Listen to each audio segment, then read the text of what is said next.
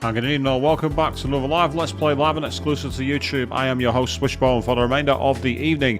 And for those of you who have never been here before, this channel, it normally plays games blind for the first time, but tonight we are going further back into Gran Turismo 4, one of my favourites from my university years. And your comments and all kinds of chats is welcome in the box. That way, get your comments in there. I'll do what I can to involve with all of you. If you've been one of the many people who sat through the previous attempts at the 1,000 miles here on Gran Turismo 4, maybe you watched me die in the opening dungeon on Shin Megami Tensei 4. Maybe you were there for the very strange end boss of Shin Megami Tensei Digitavatarga 2. I will get my words out this evening at some point. All the Persona, all the Danganronpa, all the weird streams like Doki Doki Literature Club and Song of Memories. Either way, a huge welcome back to all of you. That includes you, Avian, saying hi, good evening to you, and evening as well to Joe, who's also there in the chat.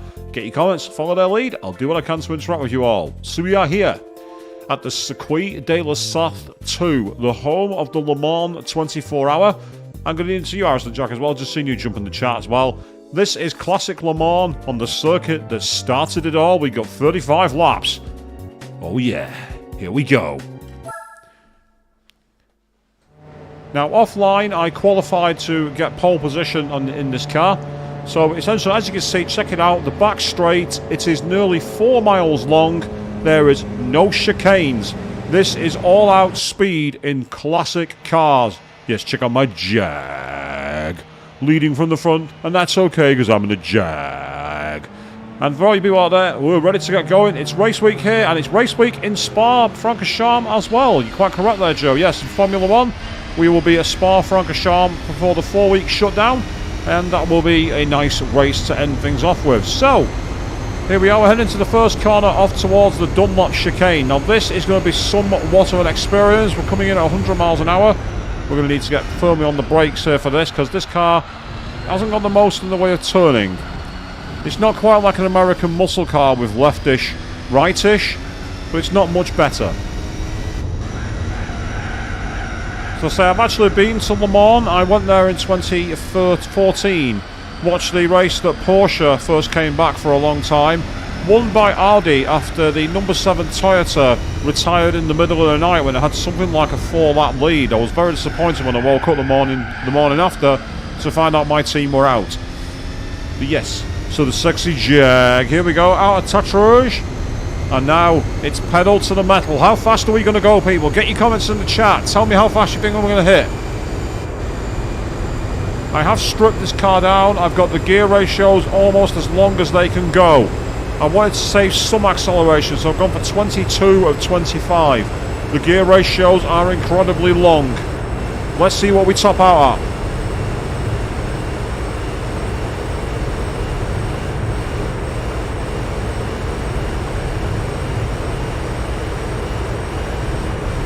As we leave the opposition for absolute dust here along the Mulsanne, the Jag has all the power in the world.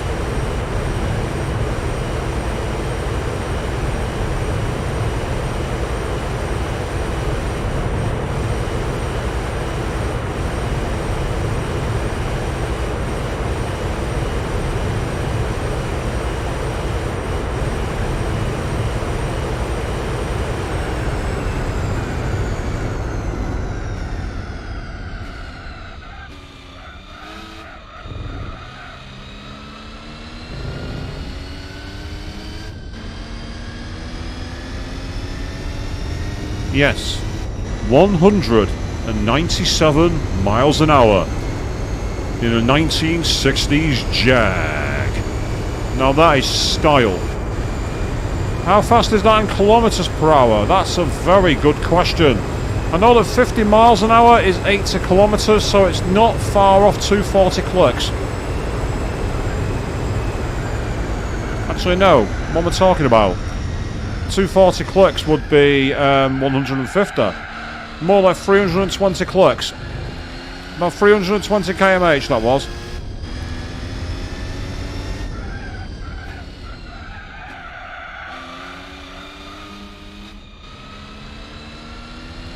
Now, of course, much like the McLarens in the current F1 regions, this car is not so good in the slow speed corners. So the tight hairpins at Mulsanne, Arnage, Indianapolis, they're the corners that this is very much the Achilles heel for this car. But that's okay, because again, it's a 1960s Jag. Can't expect it to be 100% planted, can we?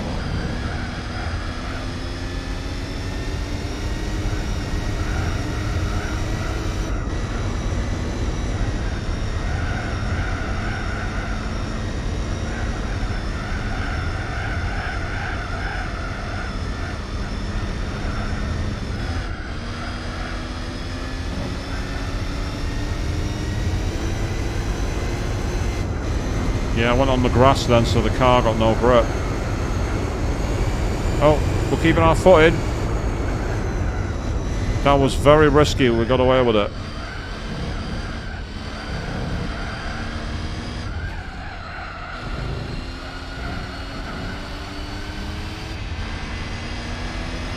And there we are, 4 minutes 13, and that's a lap of the Circuit de la Sarthe. Not bad at all. For me, the big thing about this is how many pit stops am I going to need. Because I don't know how good the tyre's going to be, or the fuel for that matter. Because being such a long straight and such a high speed, I expected to drink a lot more fuel than Monaco and Paris did. So I'm going to need to refuel a lot more, I think, on this race.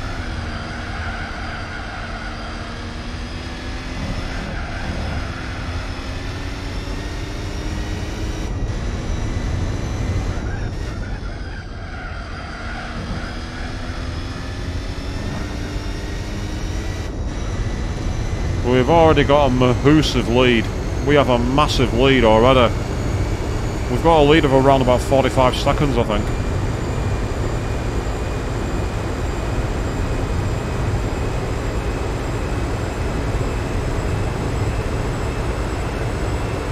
So this is the part where we can just take it easy. Let's say when Mike Hawthorne did his on-board footage in 1957, I think it was, or 1956, driving in the Jag D-Type, he said that he loved this part of the circuit because you could get back your energy. Because you're going straight, there's nothing to do, get your energy back, take it nice and easy. Max Verstappen simulator, you mean I'm going to pump people off and cause all kind of problems? Oh, 198.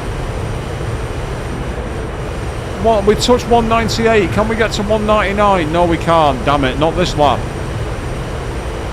198. 199, just shy of 200 miles an hour. So just shy of 320 kilometers an hour.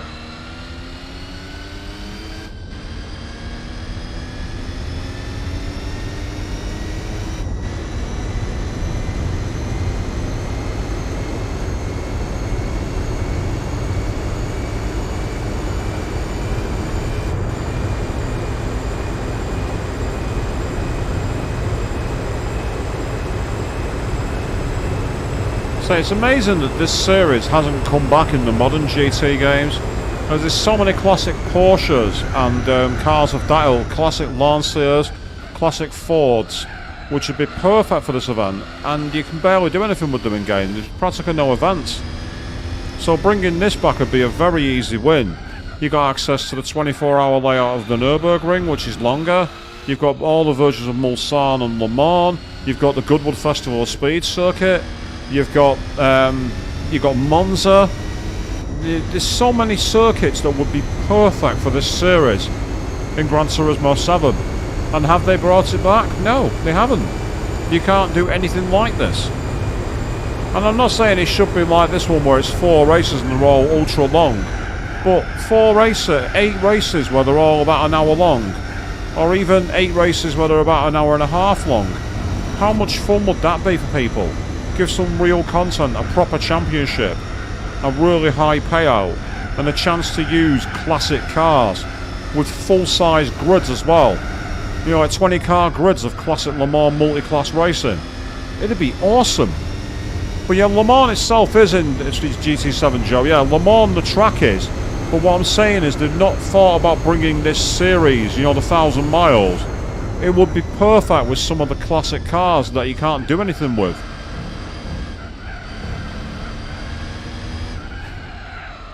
There's cars in Gran Turismo 7 where it's almost pointless owning them, because you can't do anything with them. Unless you want to brag, haha, I've got this car and you don't. That's literally the only reason you'd own it. And I just don't see the point in doing that personally. What's the point in owning a car for that reason? You might as well put it on a plinth.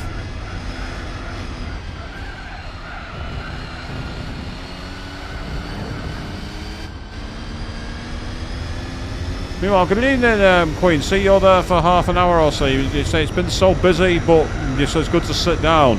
I felt like that myself today. I was in constant training sessions on my new starter and doing all kinds of work and checks. So I know the feeling of being run a little off your feet. But it's all okay now. Everything's good. I'm back in the office again tomorrow, day 3 of 4. Yes, I'm really racking up the miles this week when it comes to the office. And we are here at the Cote D'Azur in Le Mans, France, for those of you who are joining the stream late. And this is the 4th round of the 1,000 miles, classic car endurance racing. And we are driving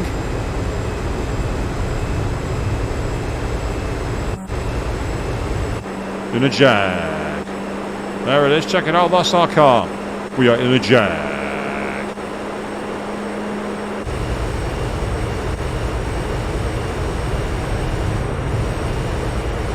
Yeah, pulling down shelves and moving stock is much harder work than I'm doing, to be fair, Queen. I'll give you that one. Oh, the Bathurst 1000 V8. Yeah, that'd be great, Joe, actually. You know, the Holdens and the Fords going at each other. Yeah, that'd be fantastic. And while the lap count might be smaller compared to the last two, Queen, the distance of the lap is much longer. This lap is 8.33 miles. Whereas the laps in the last one were more like between 1.5 and 2 miles. So the mileage is much more technically. However, we go a lot faster. So it's all swings and roundabouts in the best way possible. So it's more the mileage count, Jack Queen, rather than the lap count. But the mileage count so far is pretty good. And I've got to say, the tyres are holding on quite well. So this might be a race where we can have some decent running. We'll see how we go. If I could get to 5 laps, that'd be amazing. If I could get to 6 laps, that'd be genius. Any more than that would be ridiculous.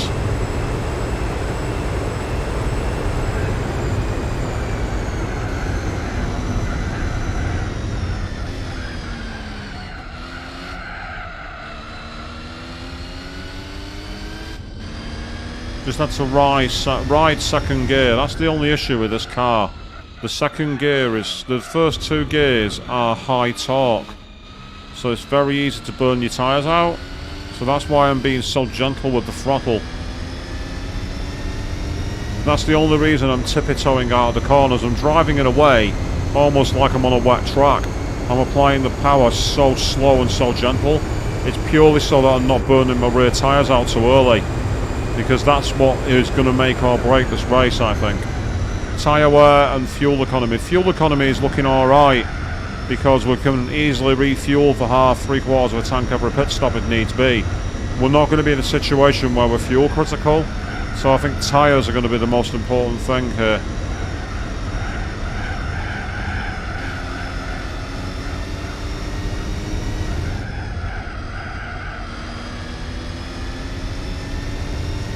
But you can already see the difference in power and performance in this car. We are absolutely demolishing this. So yeah, so get comfy in the chat, people. This is going to be somewhat of a repetitive race for you all. But you all sat through Le Mans, through Monaco, and you all sat through Opera Paris. So thank you all very much, all of you people who watched those streams, because they're somewhat of the more formulaic.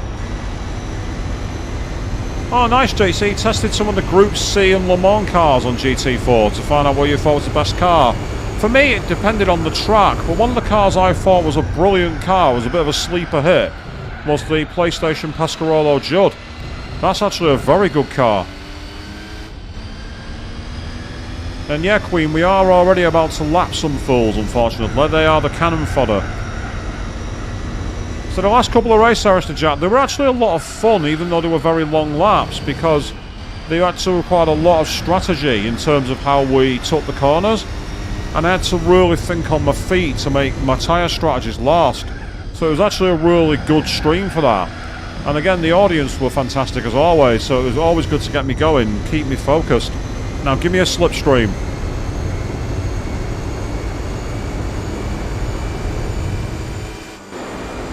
Wasn't much of one, but it was a slipstream, I'll take it.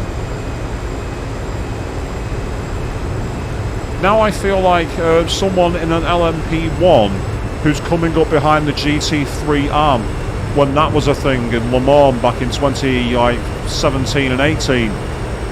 The speed difference between us then was absolutely gigantic.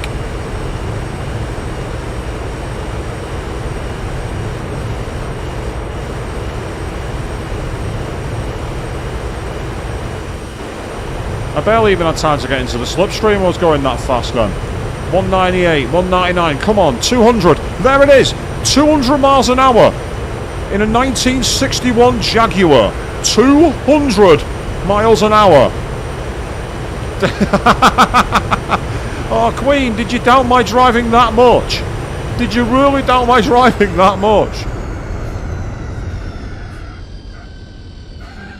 You've seen me standing on ledges far tighter than that one, Queen. Come on, be honest. I've been in far more precarious situations than that.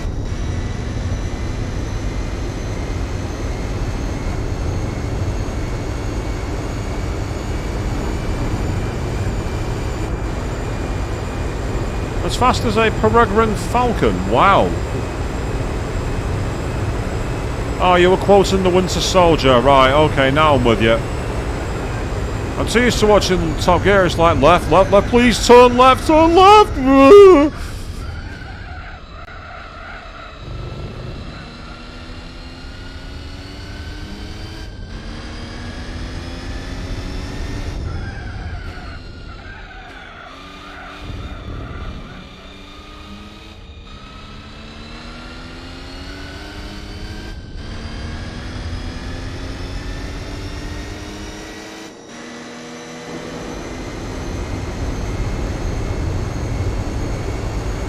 Yes, yeah, I remember that. I was going around that Centennial Path and Falcon's doing a really good pace and then Captain just blasts past him like he wasn't even there. Captain's like superpowers go boo.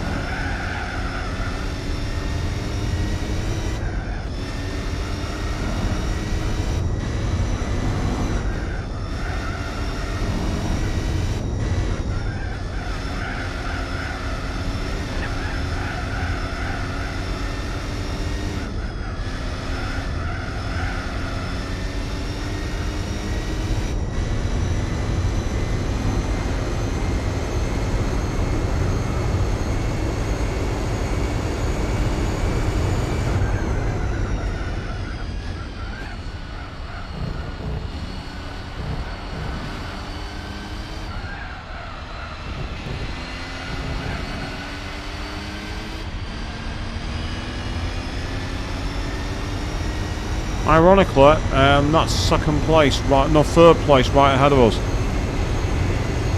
We're only on lap 5.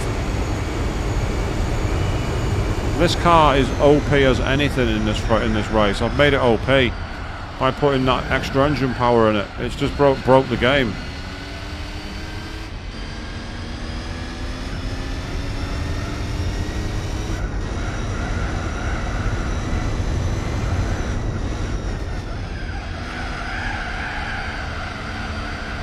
I do love this track, Le Mans. This track is so much fun to drive because it tests all your knowledge of a car.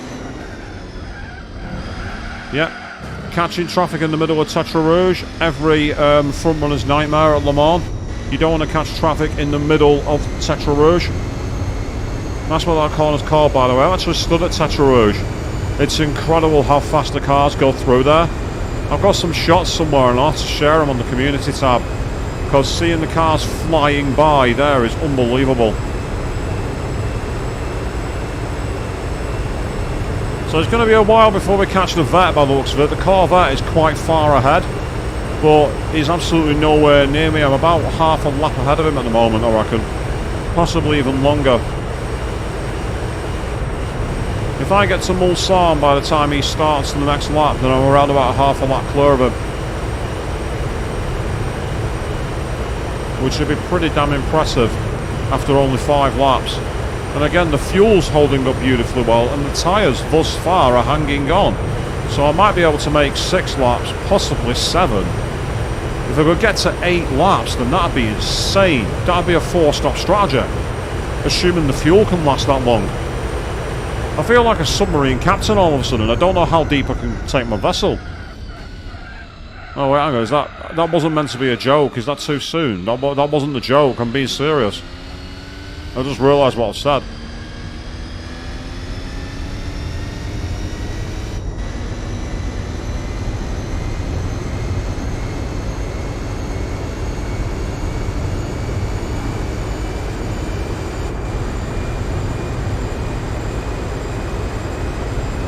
Yeah, agreed. It'd be nice if we had some classic games in there. You know, say Sebring 12 hours, 24 hours of Spa. At one point, Kazunori Yamuchi said that those kind of races have been coming to Gran Turismo 7. He said that a year ago. Where are they? Nowhere. They've not been coded in. The only way you can have them is if you mess around in custom race mode. And there's no point, because there's no payout for them.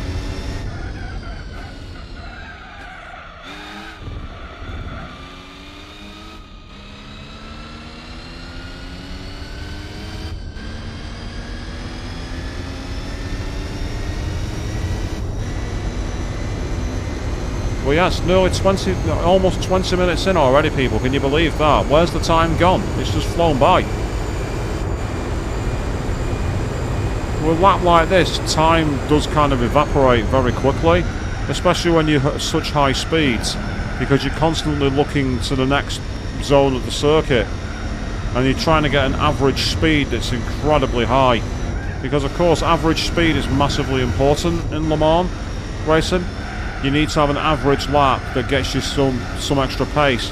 But of course, when you're going at extra speed, you put extra strain on your engine, extra strain on your tyres, your gearbox, your chassis. It's why it's called endurance racing. Half of it is making it to the checkered flag, and that's sometimes the biggest achievement of all. There's a race actually I'd love to enter on time, and it's called the 24 Hour of Lemons. And what you do is you have to buy an absolute junker from a scrapyard, turn up and try and make it for a 24-hour race. I actually want to do that.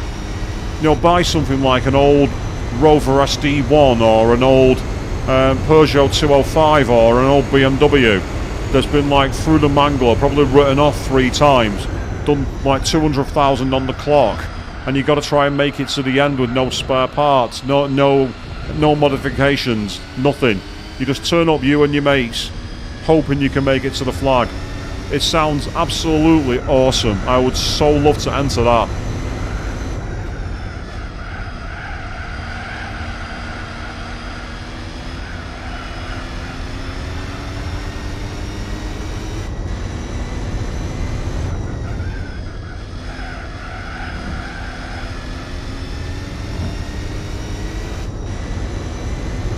So tyres are just entering the yellow zone at the moment, but so far they're looking okay. So I'm ahead of my target. My target originally was only 3 laps before pitting.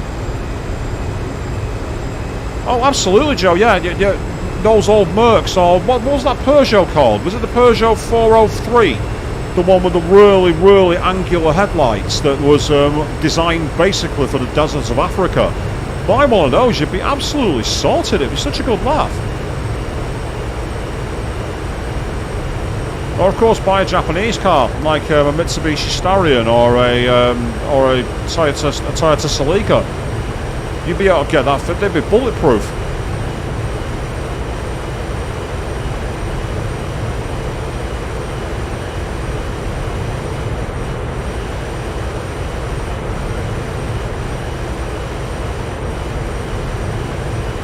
James May showed what that Mercedes is like when he took it to Botswana. Of course, we could all do a Richard Hammond and fall in love with an Opel Cadet, call it Oliver.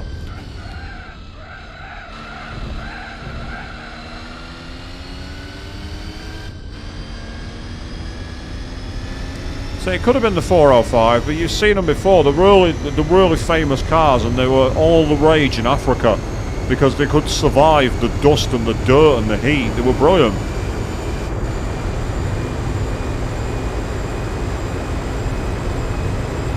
Yeah, I'm closing the gap, Queen, because I'm faster. As I did say, I've not done much to change my speed. Oh, whoa, whoa, whoa. And just like that, I've gone on the grass and I've nearly spun out and killed myself. But I did well to hold that and make it so it was manageable. I've only lost a couple of seconds then.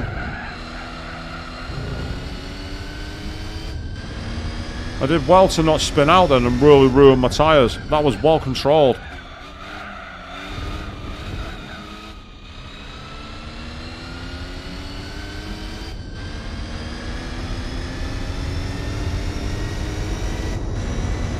So if I can get one lap or even 2 more laps out of these tyres, that will be incredible. That would easily get me to the end on a 3 or 4 stop strategy. I would easily make it. Oh, we've gone too deep. I went too wide then.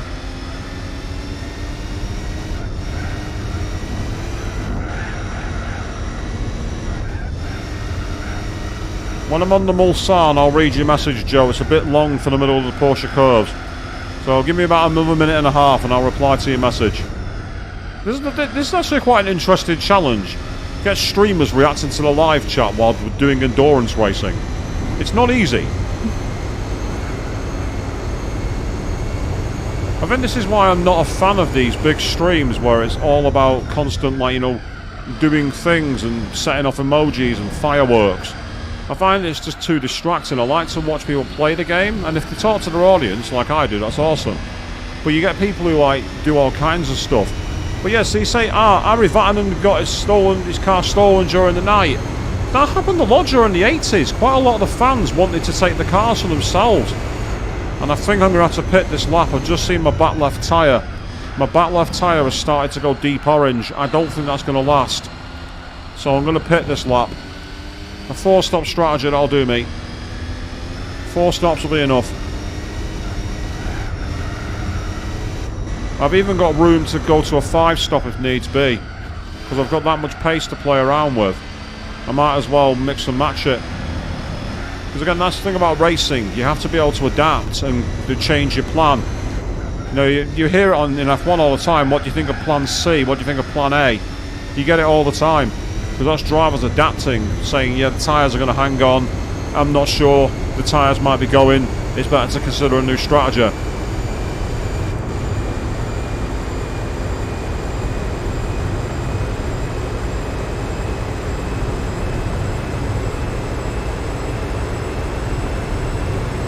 If it was Jaaaaaaaaaag right now, in the Kenya rally, I'd be eating a burger at this point. He famously had a 2-mile long straight in the middle of the African desert.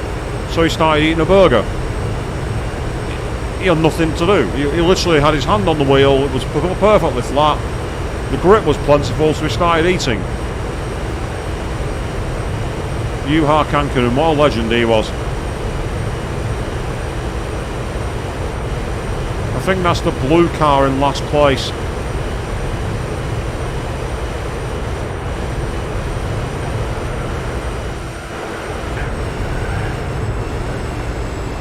That was because of my back left tyre.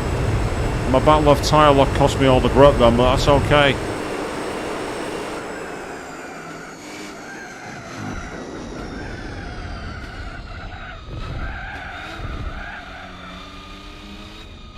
Sorry, Mr. Corvette driver, after only 7 laps, you have been lapped. Yes, that's right, Joe. Yeah, Jaaaaaaaaaag obviously drove for Ford in the Escort RS Cosworth, and he also famously drove the Toyota Celica, which had the 000 number back in 95, I think, maybe 96. Finnish driver, absolute legend in rallying.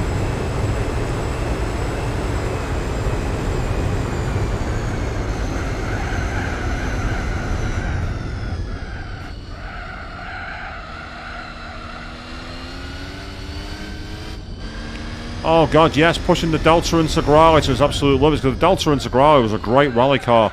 Wasn't as fast as the S4 because, well, the S4 was Group B and those cars were lethal. but it was still amazing. Meanwhile, jumping in the chat, Snowbeaver asking, hey Swish, how's it going? Oh, great, thank you very much. On the last stream, I started playing SMT4. On the 23rd of July 2023, I started playing that.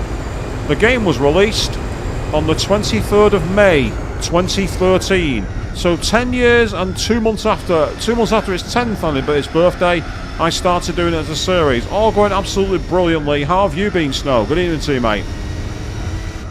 We are here in the race 4 of the 1,000 miles on Gran Turismo 4, and my rear tyres are absolutely shot to bits, so I will be peeling right in a moment and going into the pits. But first, I need this ancient VW to kindly get out of my way. And absolutely, Quinn, I didn't realise until after I'd done the stream. I thought, I'm sure it came out in 2013, and that was when it hit me. Today I took a search out of curiosity. I thought, exactly when did it come out in 2013?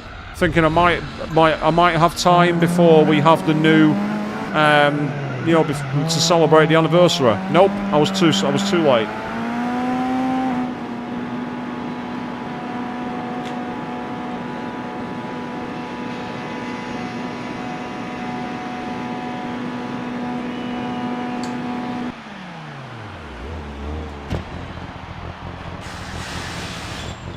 So we are in the pits, and I'm going to get up to about 60 for fuel.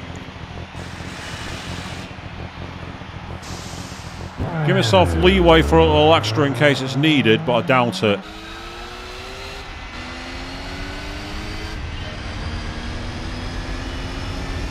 So a nice little burnout to warm my tyres up then. As you say, Avian, yep, it's the fort that counts, but of course the fort came courtesy of all of you who joined the poll. So thank you all very much for voting, SMT4. And that game, by the way, the opening dungeon, that is the most savage thing I've seen in a long time. That game does not F about. SMT4 is a proper case of throw you to the wolves. There is no gentle introduction in SMT4. You will die. Get used to it. Ah, so Snow, you're playing a game called Lost in Play. That's interesting. What game style is that? It sounds curiously different, to say the least.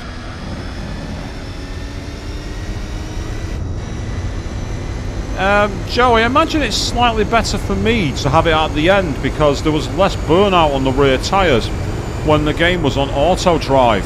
If it had been earlier in the pits, having the garage near the start, it would have burned the tyres out for a lot longer, and that would have caused me serious issues.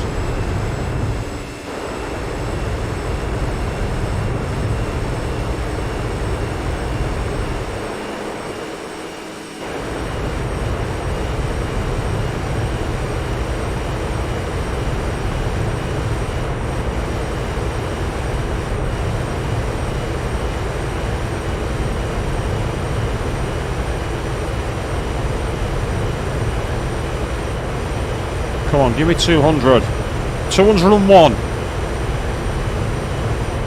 No, it's not got it in it. Can't do 201.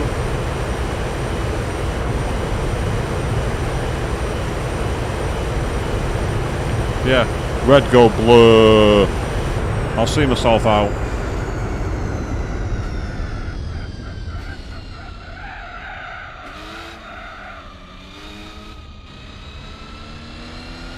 I have sat at the end of Mulsanne Corner and watched a Porsche go off and into the dust there. It was quite satisfying.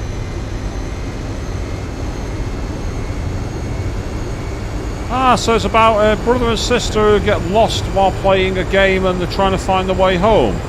That sounds kind of curious, sounds a bit indie, but that's a good thing. I quite like that. It sounds like a unique concept. I mean, indie games sometimes do have some more original moments. You know, we have the likes of Manuel Samuel, for example, or recent visual novel series, The Letter, which you can check out the Let's Play on Queen 3210 channel for if you're interested. So many things like that are kind of cool about the indie series.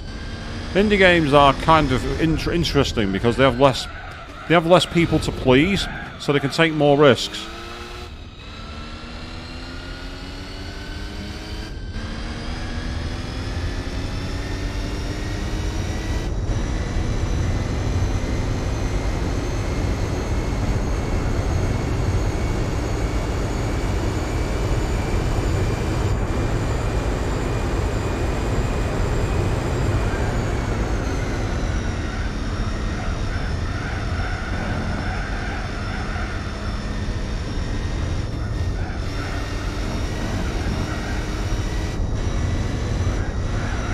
had to lift then in order to make the automatic gears go down to the right gear, which is interesting. I find that quite unusual. Normally any excuse to change gear, it changes gear. Well, not in this car. So end of lap 14 is when we next want to be in the pits. End of lap 21, and then hopefully end of lap 28, and then we'll have a slow lap to finish at the end.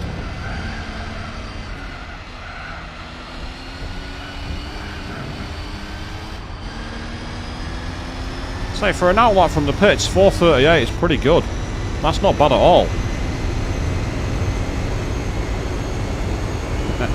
Ah, you're very welcome, Queen. You work very hard on your channel. You do some great content. So I support my fellow content creators.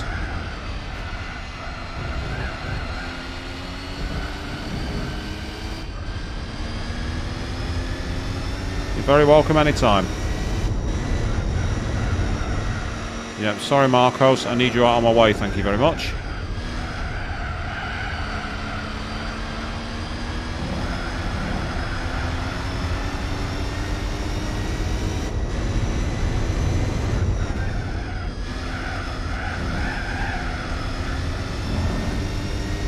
So the sports tyres on this car do hurt the grip quite a lot. But a pair of racing tyres on this car would be very fascinating indeed to see how much of a difference to make. But it certainly seems that the sports tyres just don't have the performance. And that's okay, because again, we're driving an ancient car, we're taking it way beyond its power limits, and we're just having fun here in the French countryside. Blasting down the Mulsanne at over 180 miles an hour in a Jag. Yes, there we are, check out the rocking Jag. 190 miles an hour, go burn, nothing's okay because I drive a Jag. I'm actually loving the kind of almost low-rider-esque physics there when it goes over the bumps. It's kind of cool. And of course, for those who are interested in what the traditional cockpit view looked like, this is what it used to look like back in the day. But of course, I prefer bumper cam, where I'm right on the road and I know exactly where I'm stopping.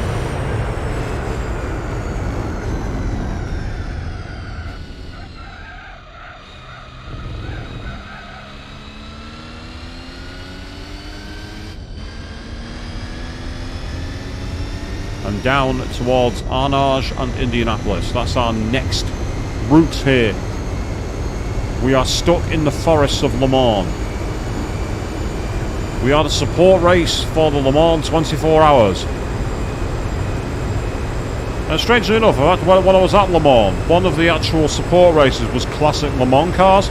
They had like the Sauber C11 and the Mazda 787B. But you could tell the owners were not interested in taking them to full pelt. They did not want to risk damaging those cars. They made nice noises and they were quite showy, but they were nowhere near full pelt, not even close. I'm sure Martin Brundle and Johnny Herbert would have been very disappointed to see the lack of oomph that their owners were giving them. But then again, if you've got a car that's worth maybe £3 million, would you want to rag it in the middle of a racetrack? Well, I suppose if you can afford to spend £3 million on a car, yes you would. No worries, Queen, you enjoy the rest of your shift and I will catch you later on. Thanks for dropping in, thanks for watching. And you say you look forward to watching more. I say we might still be live, depends on how quickly we finish this race. So of course this is a endurance race series. 1,000 miles, no race so far has taken less than 2.5 hours. They've all been long races, which is what fans want in the modern Gran Turismo. Kazunori Yamuchi, if you're listening, stop giving photoscapes. Give the fans races. Stop giving them false, fake cars that are Vision GTs. Give them classic GT cars to drive in a bespoke series. The fans want it.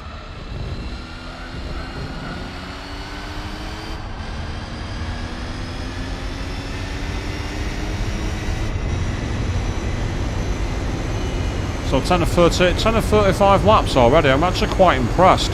We are way ahead of where I expected to be in terms of pace. I'm quite shocked.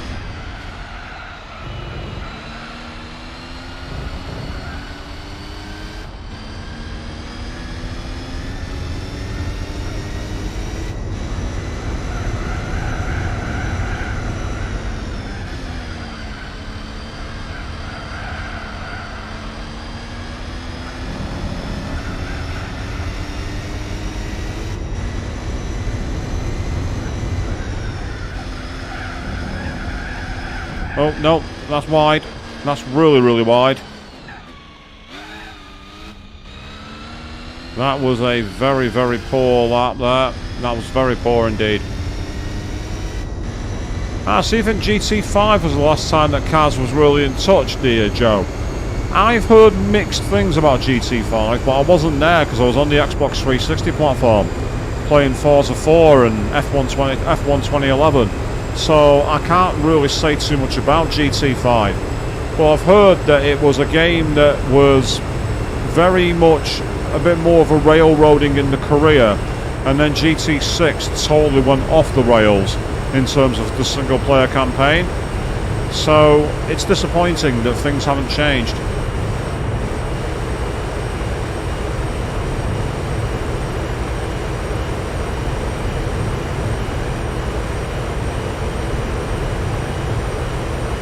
I don't think I'm going to hit 200 miles an hour again, but I'm going to come close. Yeah, that lost my grip then. It took too much of a bump. I'd say for a car from the 60s to be operating at this kind of speed without a racing body kit is amazing. And those sports tyres too.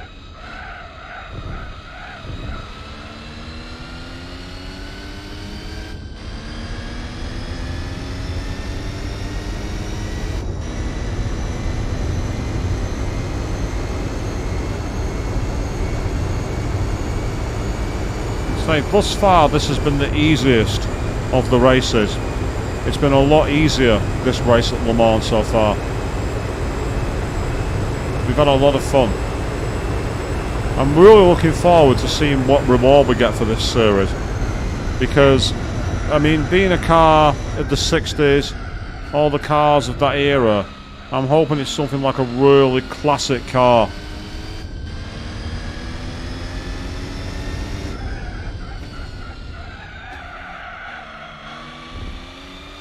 I'll definitely try the car out, depending on what we get. I mean, I have no idea what it could be. I mean, it's not going to be like the... It'd be amazing, but I can't see it. If it was the actual Ford GT40 from Le Mans, but I can't see it being that. I can't see it being that. It's not going to be any of the Ferraris because they're not licensed, same for Porsche. It could be a really old racer, like an old bathtub racer. Even the Mercedes Gullwing SL. But whatever it is, I'm really looking forward to it. I just hope it's going to be a classic car like that. If it's anything but a classic, I'll be extremely disappointed. In terms of the hardest race, for me personally, I'd say Paris was my least favourite, but I'd say the hardest actually was Monaco, because that was a circuit where it was so tricky with the bumps and the elevation and the barriers. And some of the corners at Monaco was so tight.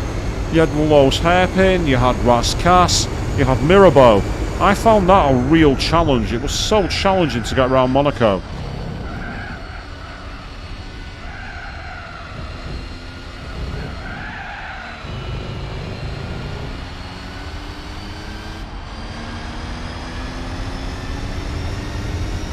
Oh, a couple of grilled cheese sandwiches, Snow. Sounds pretty nice. Grilled cheese sandwiches. Sounds like a good snack of champions, that. Kind of thing I would have gorged on when I was at university. Times have changed now, of course.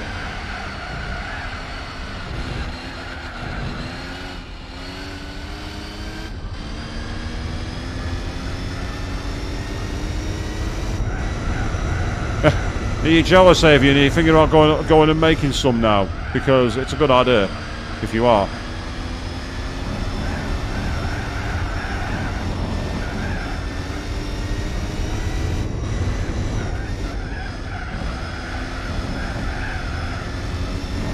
Ah, this time I've nailed it. This time I've got the Tetra Rouge proper.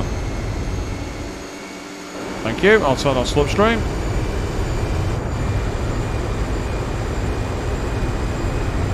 Nice. Well, go for it, I say. Why not?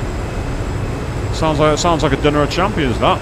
As I say, this is going to take a while. Yeah, we're going to be stuck here for quite some time. We've got at least another 24 laps, so we're looking at least another hour and 20 minutes minimum, if not an hour and 40. I bet the Beagle would approve, Avian. It's food. The Beagle will always approve.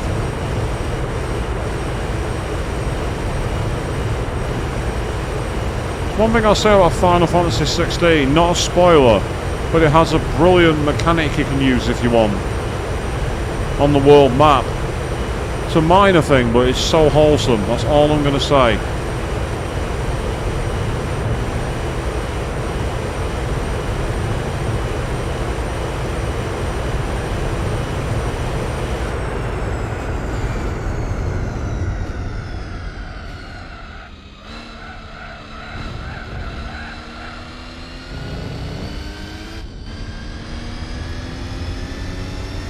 Yep, perfect grip there, so that's good news.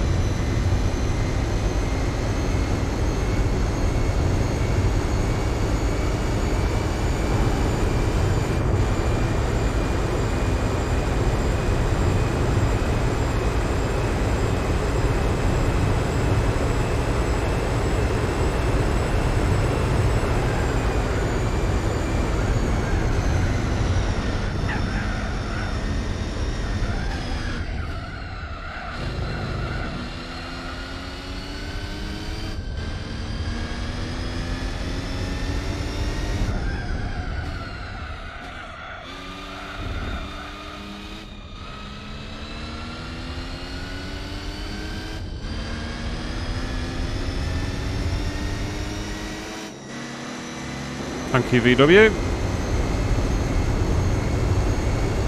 Yeah, so you like spicy food, do you, Snow? I love spicy food. I once made some chili dogs back in the day, and the chili was that hot it dissolved the Franks. I must have thrown in things like Carolina Reapers, Trinidad Scorpions, and God knows what else in it, in order to make it absolutely brutal. My friend had some with me, and a day later while I was at work I got a text message with the lyrics to Johnny Cash's Ring of Fire, so I could guess where they were texting me from.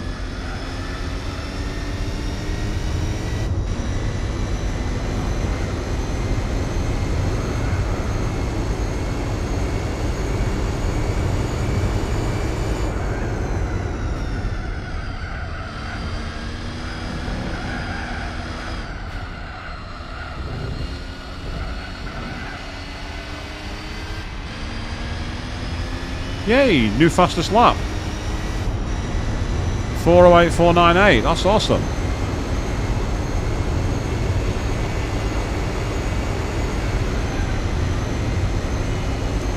Correct, no, that's exactly where they were messaging me from. Over here, when you refer to the ring, you're referring to a certain part of the body. That's all I'm going to say. I'm not lewd or crude on this channel. You're right. You've all watched me cussing games out before. Lewd or crude. Who am I trying to kid?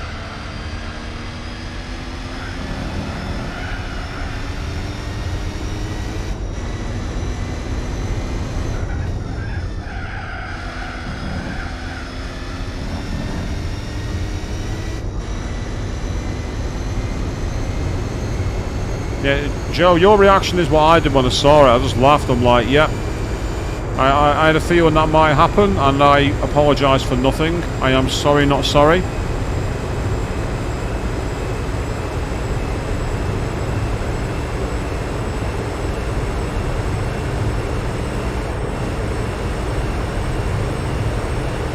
Oh, no, let's look at the rocking Jag. Check it out as I ride the bumps in my Jag.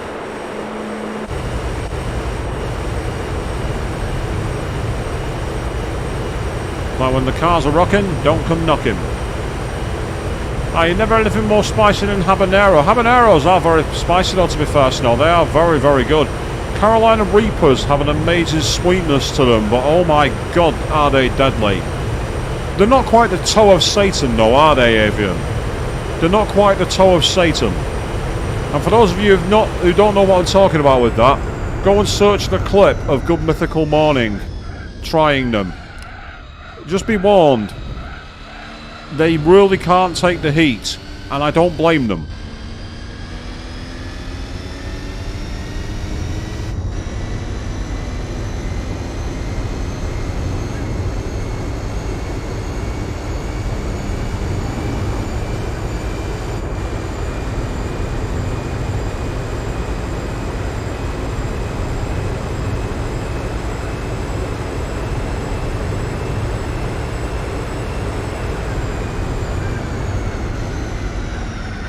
Car started weaving under braking then. It clearly wasn't happy at the back end. I have heard of it, Avian, and I think there's a shop in Leeds that sells them. I might actually get some. The only issue is I don't know if they're vegan. If they are, I'll get some and try them on stream sometime, because there's a shop in Leeds that specialises in like chili snacks, and I might get them. In fact, if they are vegan, I'll tell you what I'll do. If they're vegan, I'll get them for the Sonic 06 Hell stream that's coming next month. And by the way, speaking of that stream, I'm pretty much set on doing it on the Friday night after my birthday. So that'll be literally at the start of September. That's when I'm thinking of doing it. Because I've got that week off work beforehand, so I might basically use the Thursday as the day to try it. I'll have to see if they're vegan, I'm not sure, and I'll make sure I can get hold of them. If they are, then I'll get them for the stream. They could be quite funny. It could be quite entertaining, that.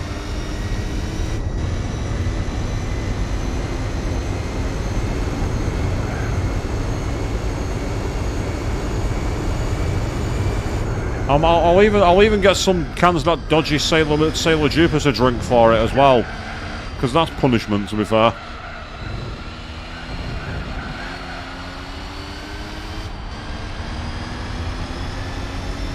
It's not the chilies, Snow. That's not what I'm talking about. It's the chips. Basically, you know, potato chips. It depends on how the potato chips are made. Like, depending on the oil they use and things like that. The actual chilies will be. The chilies won't be a problem because they are a plant. Or if they decide to, like, give them, like, you know, a cheese base or something like that, if you know what I mean.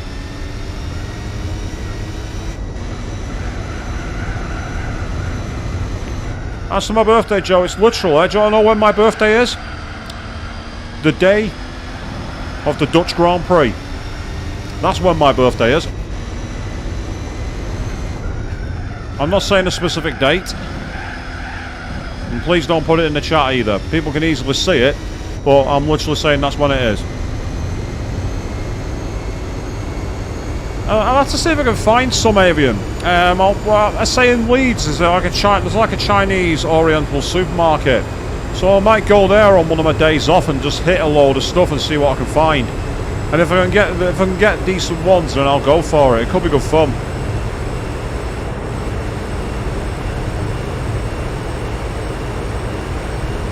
At least I think it's the day of the Grand Prix. It's definitely that weekend anyway. It's the weekend of the Grand Prix. I'm not sure if it's the day or around it. It's in that period anyway. I'm a late summer baby. That's me. I am a sweet summer child.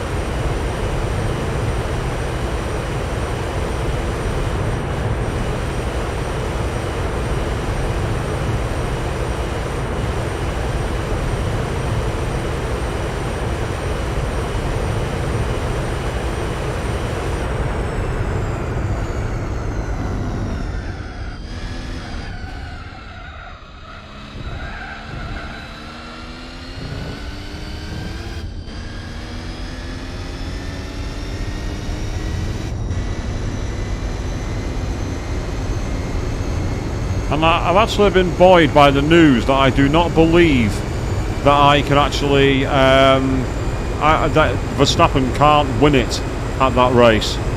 And that makes me happy. I did not want to see the gloating that would happen if that was the case. I'm pleased that it has to wait until at least after that. I've heard a rumour that the earliest that Red Bull can win the championship this season is at Singapore. Which again makes me happy, because I was afraid they clinched the Constructors' title way earlier than anybody else.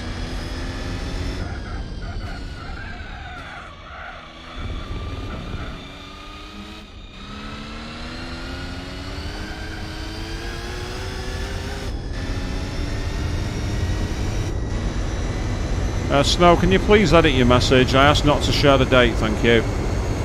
I don't want to have to remove your message. Please, can you edit it?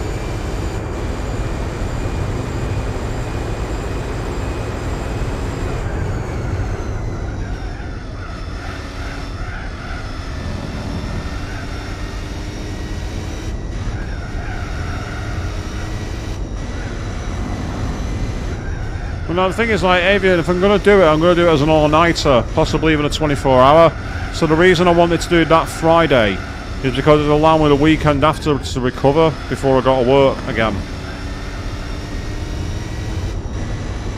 Oh, wow, Joe, yours is on the weekend of the Japanese Grand Prix. That's fantastic. That's so cool.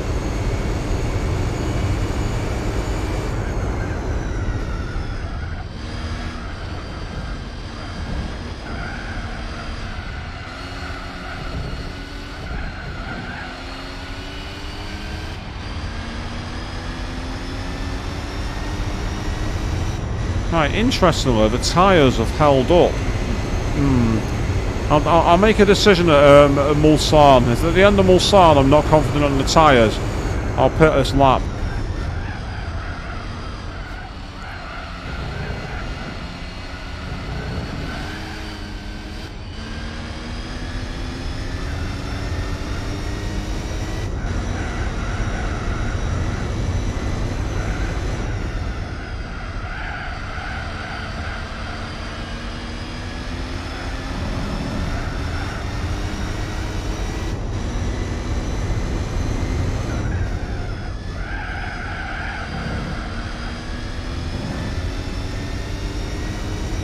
Yeah, that's fair, Avian. No worries. You say you're working for the first few hours, but you're sure you can pretend some been in that situation before.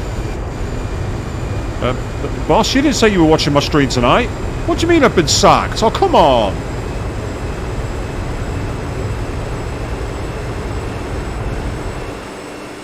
Yeah, that's not going to happen, by the way. No company would be that unprofessional.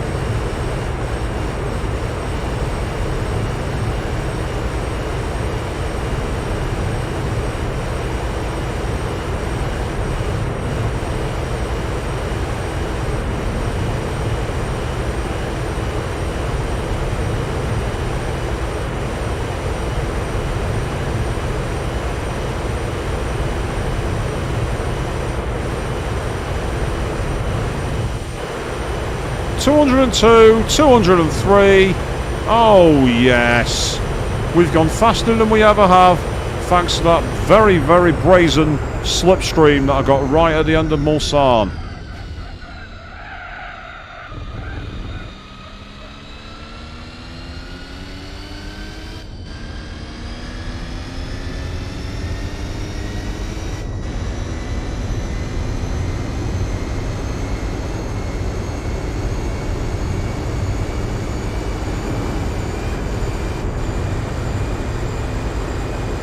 We're doing okay. We're not far off the first hour completed, people. How amazing is that?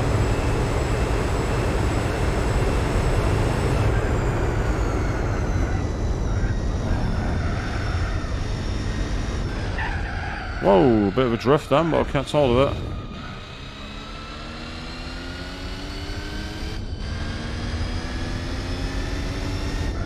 Well, as I say, there might be races in Formula E, maybe, Avian, depending on when it is, because Formula E has like a strange calendar where it starts in like very early, but does all the races in like Indonesia and Australia when it's nice and warm. It's quite a clever idea, actually. Prevents clashes with the series. But yeah, I'm definitely pitting this lap. That rear left tyre has absolutely gone bald. It's such a long lap here at Le Mans, the tyres have to hold on for a lot longer. It's like when we did the Nordschleife race. The tyres was what made that race so tricky, it wasn't the fuel.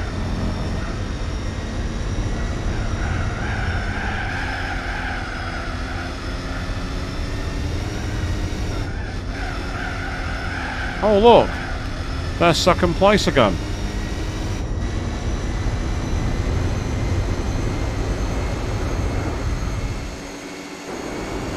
Even though I'm going into the pits, I'm still going to lap him again just because I can.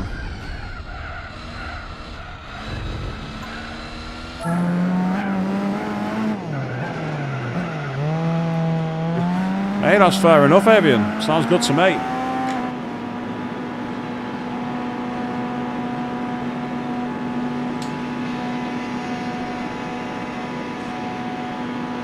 We're on for our second fuel stop.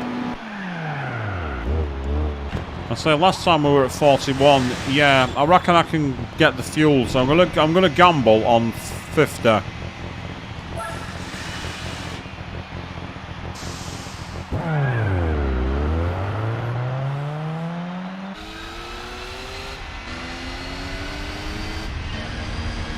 See, by being right at the end of the pit lane then, Joe, the car didn't rev as much on the rear tyres, and it meant that I didn't burn my tyres out. Now, admittedly, coming out of the pits, that's not exactly a bad thing, so it warmed the tyres up, but it also takes extra life out of them, which is something I desperately need at Le Mans. I need as much life in the tyres as possible.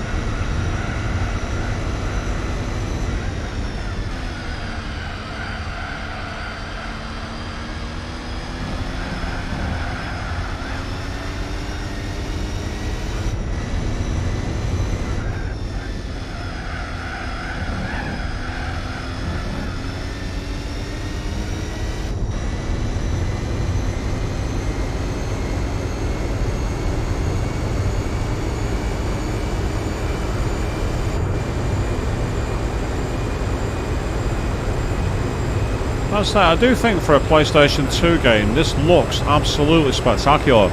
Okay, yeah, you can definitely see the solid assets that are the trees. That is true. You can tell that they're 2D shapes, but it's just so well layered and there's so much detail in the back that you don't really appreciate. Like if I went slow enough, you'd be able to see all the details on the road signs and things like that, which for a game from 2005, it looks spectacular.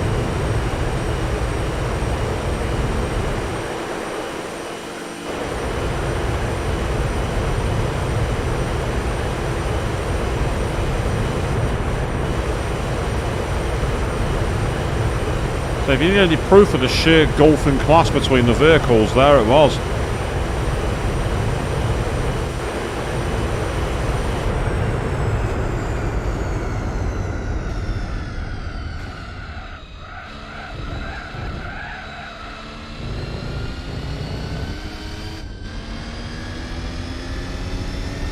And you can tell just how much concentration is needed to avoid crashing.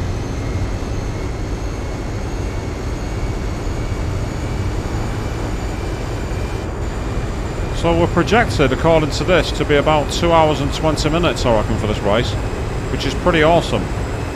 But we're not there yet, so let's not celebrate. We can have many slow laps or issues in between.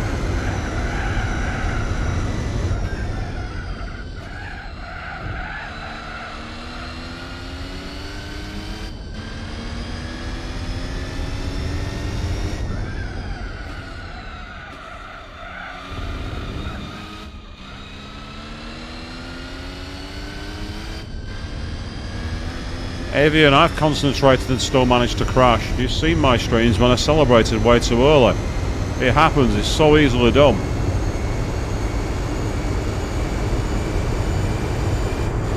So I've no idea what kind of lap times the machine is doing. I think they must be doing like in the low 5 minutes compared to me, because I feel like I'm miles in front.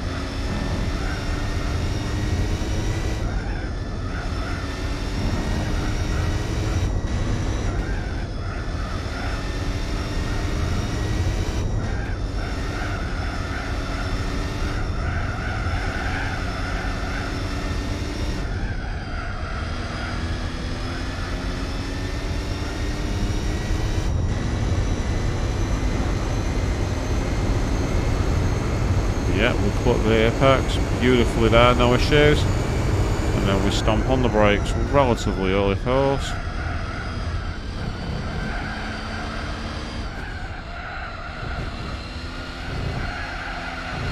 Oh damn it! I've got caught in the sand. I got two tyres into the sand then, which robbed me of crucial grip. But that's okay. I pushed too hard, and I got punished for it.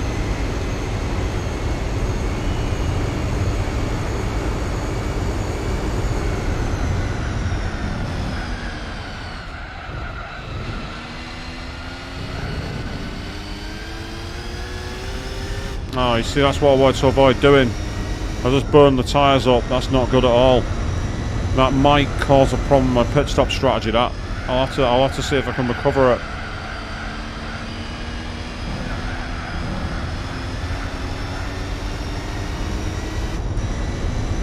Yeah, it only takes a couple of those to royally mess you up.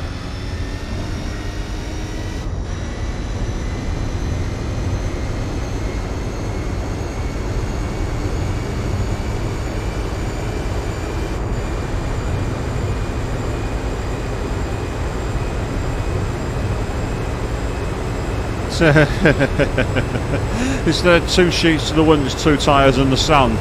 With my kind of commands on driving, you're not wrong, Avian. No, that's my issue. I like to push too far to the edge. It's not a bad thing, but when you get it wrong, well, that's when it is a bad thing. It's one of those. It's not a bad thing to have the intent, it's bad to get it wrong. Having the intent is awesome. Getting the execution wrong is not.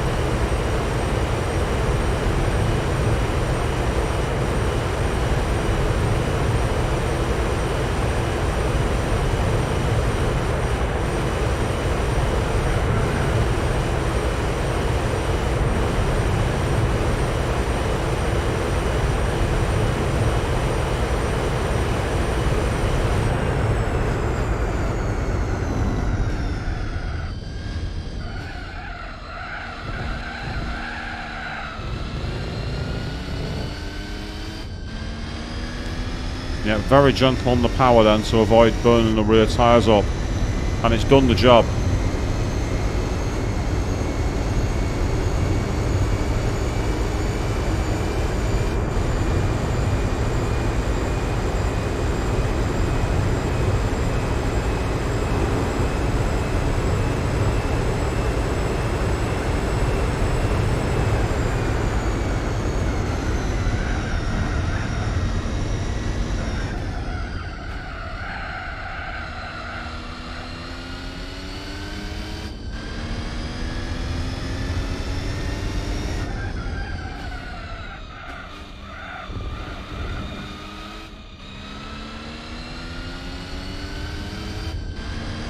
There we go.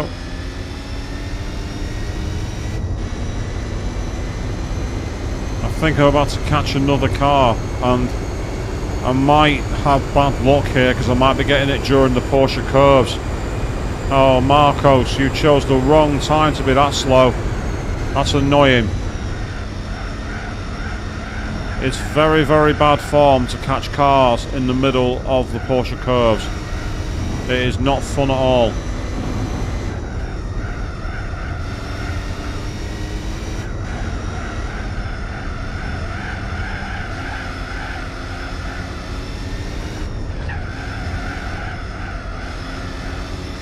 Especially when he goes off track. I'm having him here. See you later. That'll do. I didn't lose as much time as I thought then. I got quite lucky.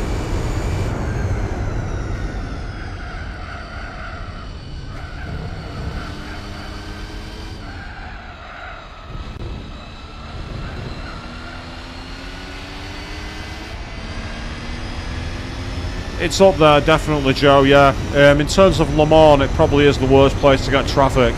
Either there, or just on the entry to Tetra Rouge. Both of them are nasty places to catch traffic.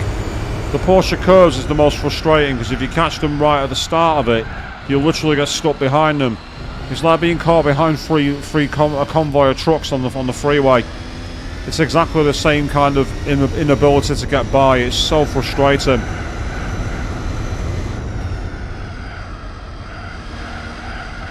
It's like if at Silverstone you catch cars in traffic and maggots and Beckett's.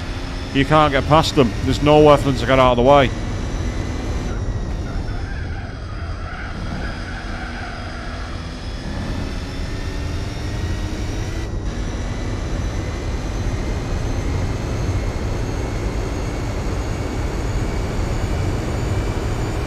So here we go.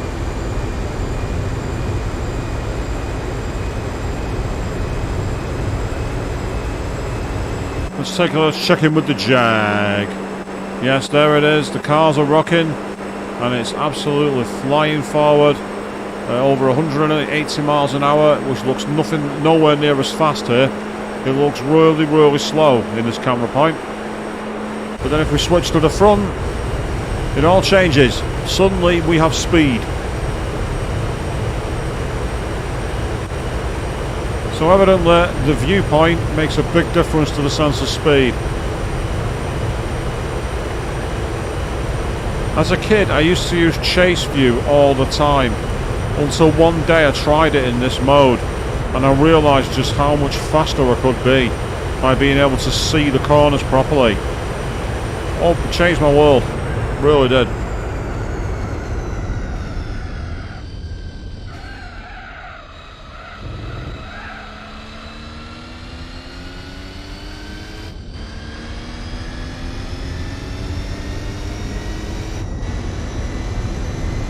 (17 of 35), so we're just coming up to half race distance now, people.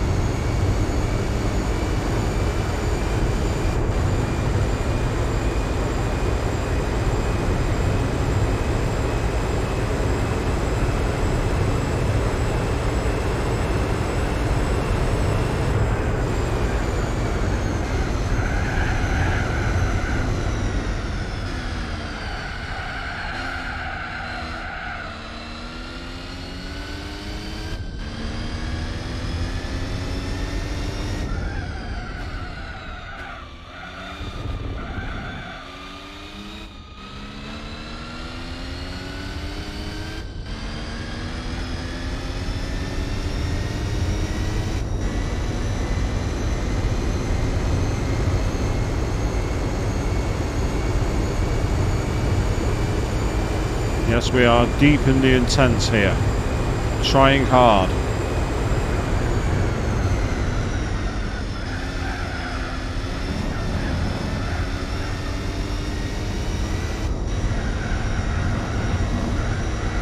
All I will say is that the price car for this better not be another bleeding Mercedes-Benz Motorwagen with 1 horsepower. I will be very, very annoyed. Oh god, the pink Vitz, oh no. The meme has returned, people. God, the pink Vitz. Yeah, let's not do that. Jeez, no. Absolutely not.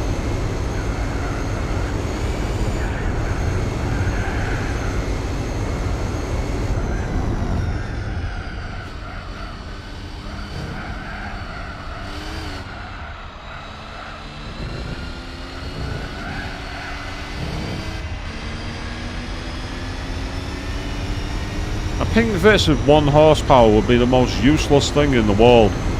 Admittedly, the Mercedes-Benz Motorwagen with 1 horsepower is the most useless thing in the world as well. So it'd be in good company.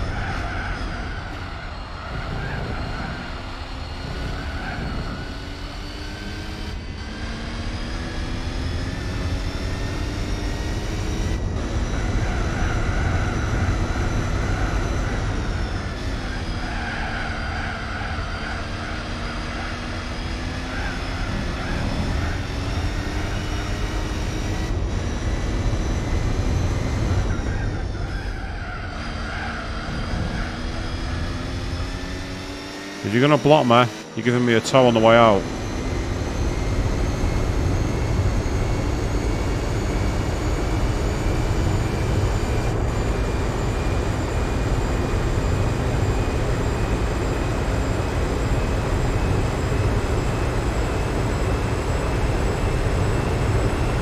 I say, considering I'm in a road car, I'm less than a minute slower than the official lap record set by Kamui Kobayashi in the Toyota TS040 in 2014 when he set a 3 minute 14 lap time.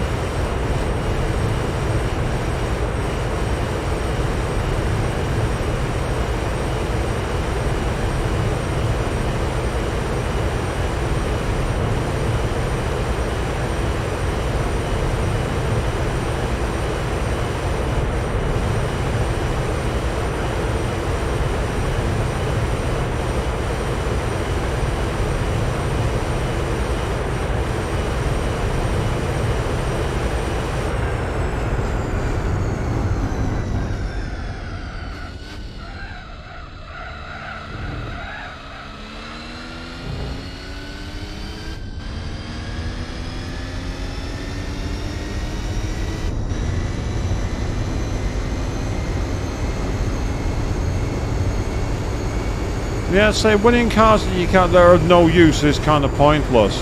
I don't mind it if you win them in easy ways, like from say the Sunday Cup or something like that, but it's like the Ford Model T being a great example. I got the gold on the S license final test, and my reward was the Ford Model T. Don't get me wrong, when I took it around Laguna Seca and did the piss take of a hot lap was awesome, but it's not something you can do repeatedly, is it?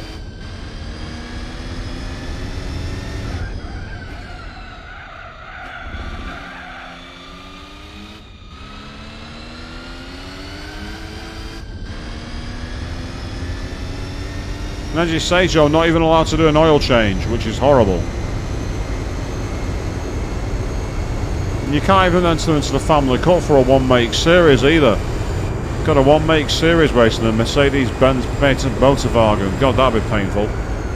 You saw what happened when I took it around the Fuji Speedway. It took 10 minutes.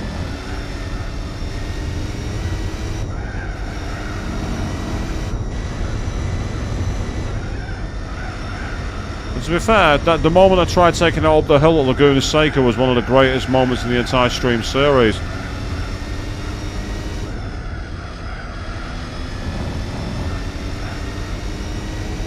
It was like, it's a DNF, I can't get up the hill.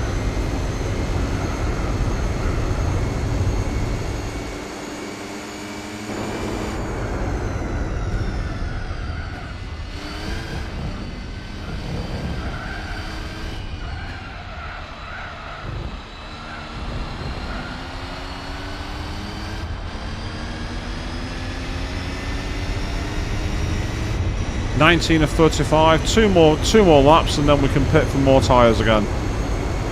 So far everything is holding up nice and smooth, nice and relaxed. Yeah, not bad at all.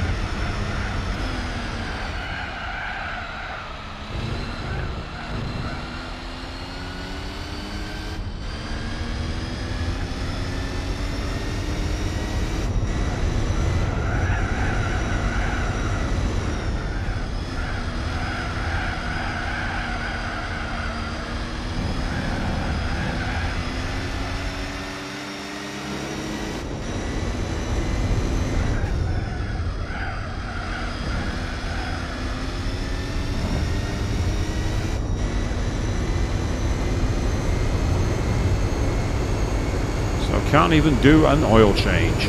That's how useless the car is. But instead of being useless, the Jag has been a belting car to drive. Our Jag. Check out the purple Jag.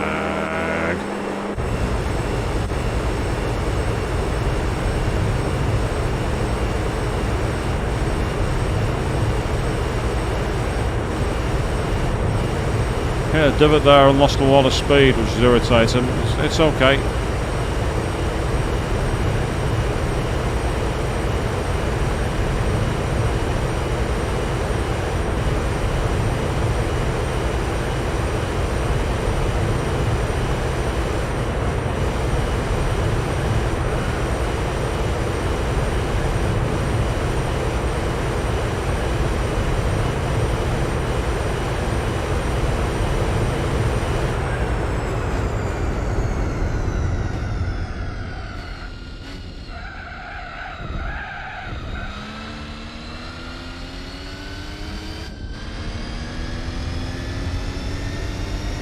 Yeah, you love the Jag. And so you should, Joe. It's a great car. I'm proud of the old girl. She's done me proud. When I came with the idea of entering her into the 1,000 miles, I wasn't sure that she'd do it, but I'm proud of her. Fantastic machine.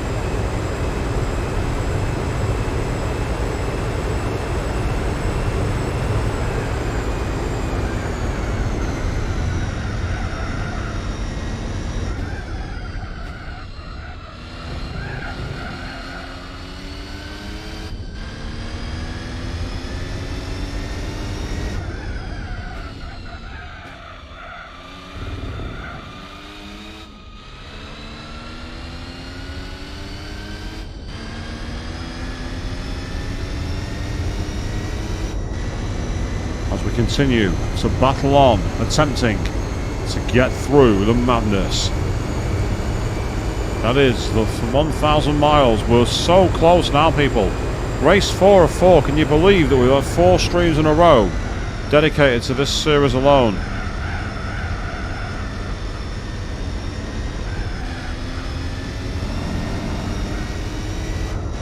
Classic car endurance racing. And you people who've watched all this time, thank you so much. I honestly can't express how cool it is that you've stuck it out, given the nature of the races and the test of my endurance and will. So any plans for future events? It depends, really. It depends on what we get started with. I mean, at some point I'd like to go and do a few more of the actual endurance races, the ones that we've not done yet. I also want to see if there's any more series to take on board, because I want to just try and do as much as I can before the inability to carry on thanks to prize cars happens. Because there'll come a point where the prize cars stop being eligible. So there's that thing. We've already had it technically with the truck and the front wheel drive, so it'd be nice to keep it going as long as we can. I say, I don't know, it depends on what we get around to. First thing I want to do though is finish this event.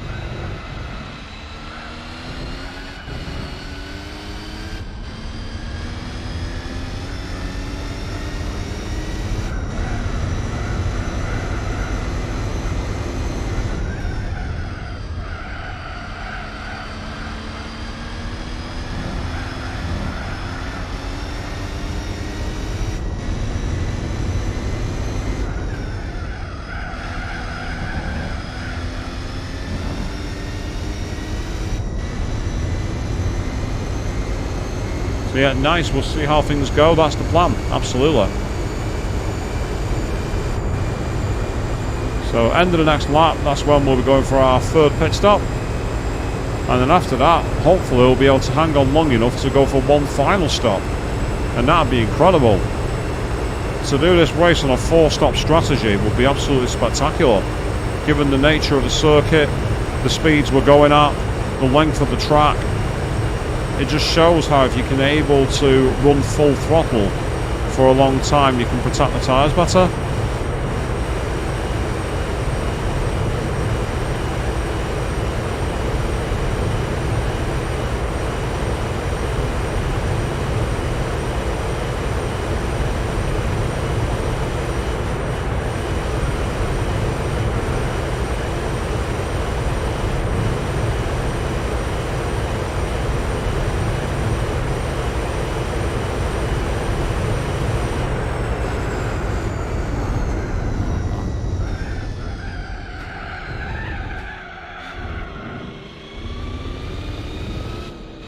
I don't know if that was anything to do with me or if he just went off by himself, but that was actually really convenient. It was a very convenient time for him to decide to go into the Mulsand. Yeah, did you see what I did there? Mulsand, because he went into the sand. I'll show up now.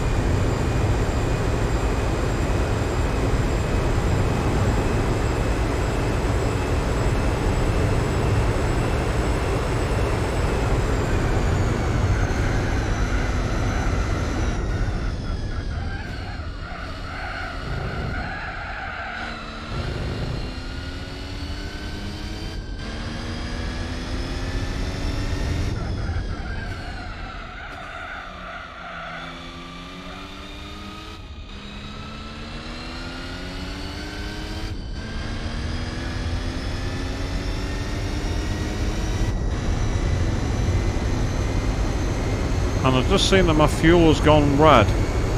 Interesting. So maybe 50 is the absolute minimum. We shall see.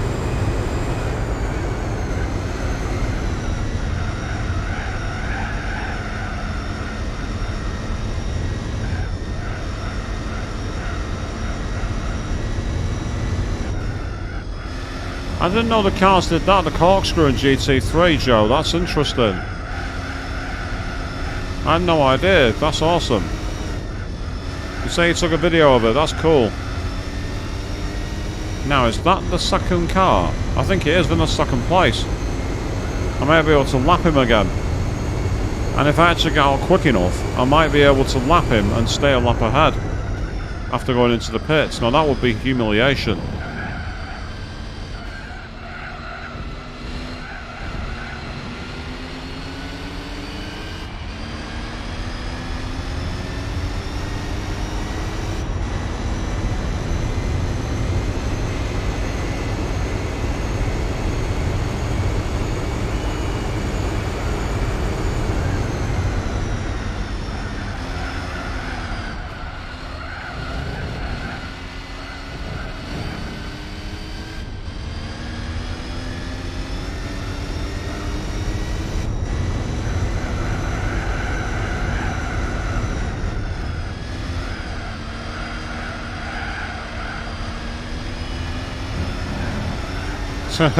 Oh dear, 2 cars just spinning everywhere. Well, at least the opposition car is not going to be challenging you with that respect.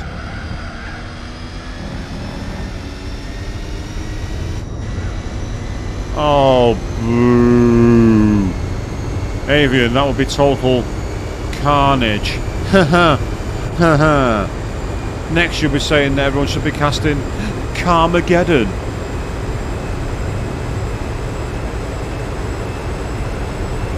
Or that it'll be the Carpocalypse. Yeah. Yeah, we're reaching now, people, aren't we?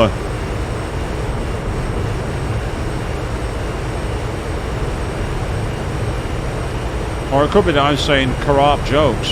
Yes, corrupt jokes. That's me.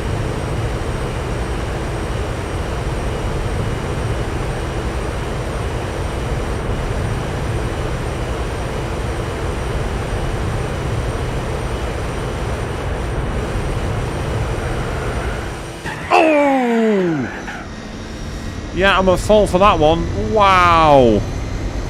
I've just wrecked both our cars.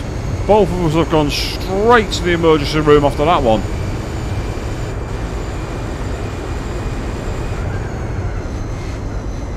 That was 100% my fault.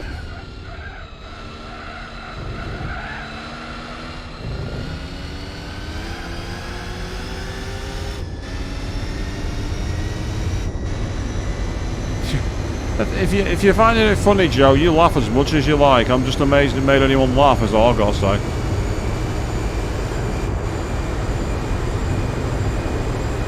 Less of a jump scare and more a numpty scare. It's like, why did you get that close, you idiot? And the answer is because I got greedy with a slipstream. It was my fault.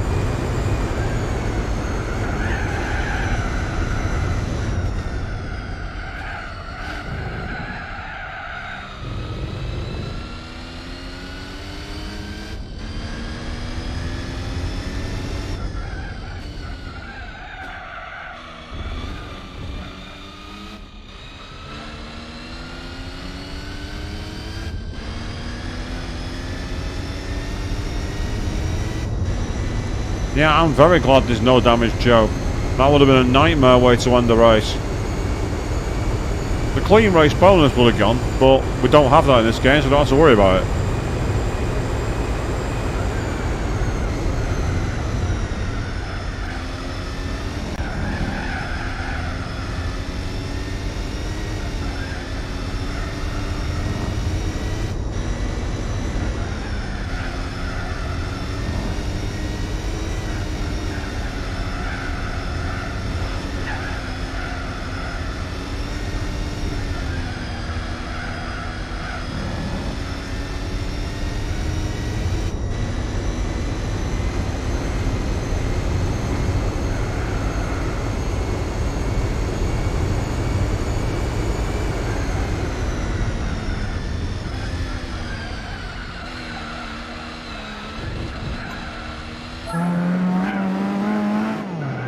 Into the pits for the penultimate stop. Here we go.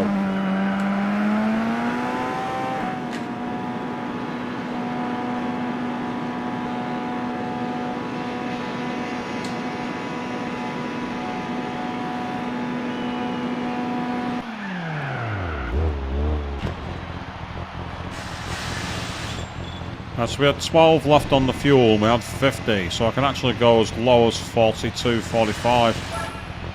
I'm gambling on it.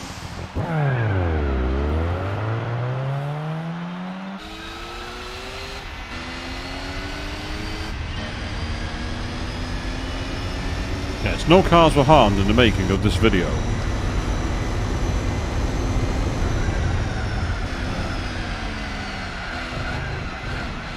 So I am Swishbone and I approve of this message.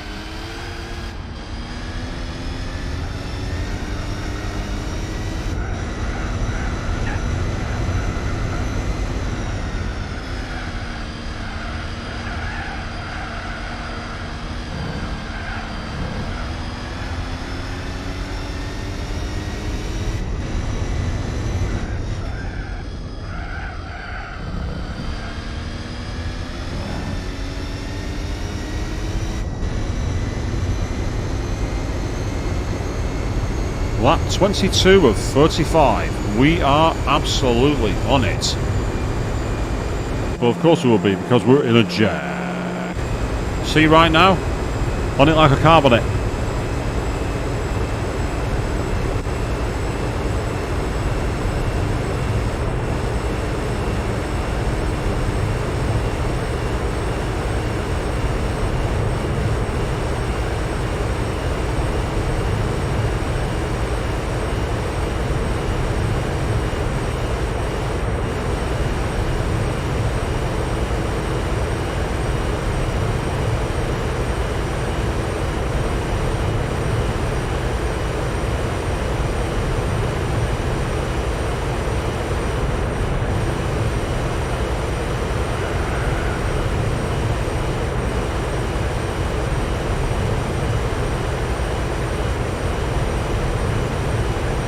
I say you're seeing it more and more, the tunnel vision point in this race, Avian.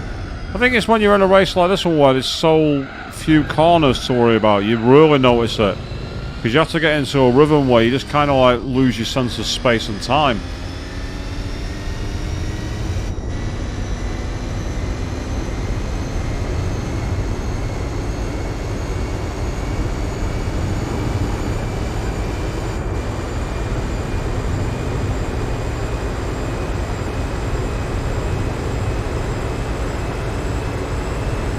That's that VW. Can I get him in between Indianapolis and Arnage?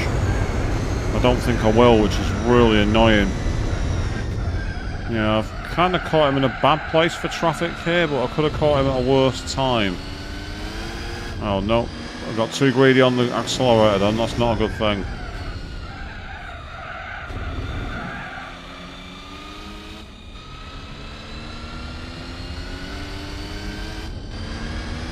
Excellent, now we're clear. Now we're three.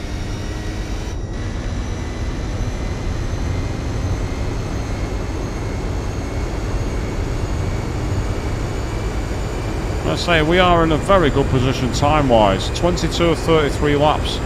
Sort of 35 laps even, sorry. And the timer is not even at 1.5, it's just gone over 1.5 hours. So we're in quite a good time. Nice and smooth, and aside from that brief moment when I lost it on the way into Indianapolis and the collision with the back of the Nissan, it's been relatively clean sailing.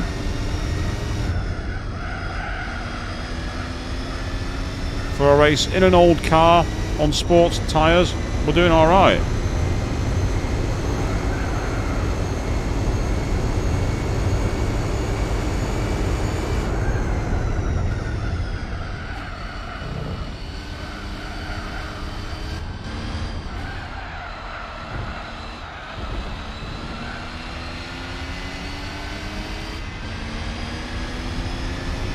I find it interesting that the grid at this race is all the bike markings. You notice that? All the markings on the grid there were for the bikes rather than the cars. That's intriguing. No, you're out of my way. Don't. Oh, right, it's like that, is it? You're meant to get out of the way when you're being lapped, my friend. You're not supposed to stomp on the gas and cause problems. You just cost me 5 seconds then. That would get you a penalty in a real sport, but there's no penalties in this mode, so I can't complain. And the good thing is, at least I'm not like gone off and got massively stuck or anything, so as annoying as that was, I can at least, you know, work around the time as best as I can.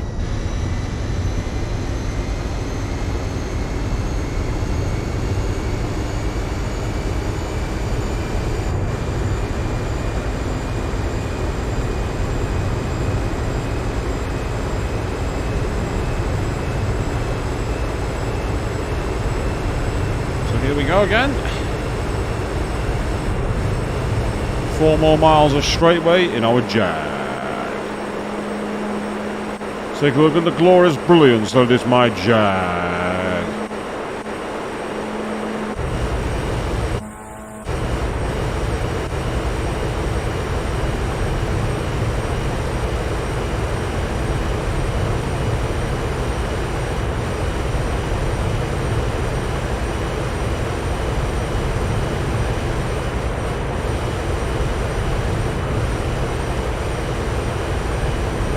Managed to avoid scrubbing too much speed going through the kink then, and that's got us in a really good position for pace.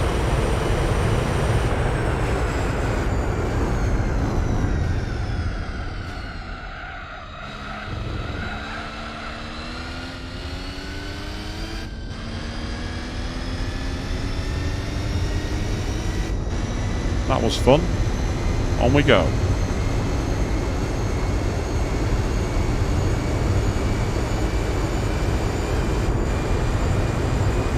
Yeah, we're nowhere near anything in terms of lap traffic at the moment, so that's good.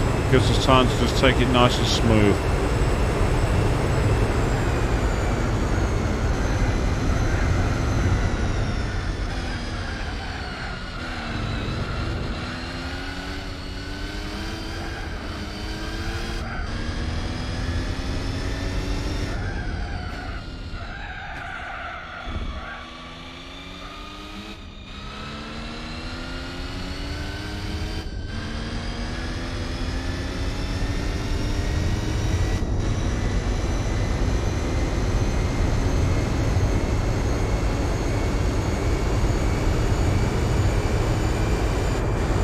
So yes, after this we'll see what prize car we get, and then see if we can maybe squeeze 1 or 2 more races, and depending on what series we do.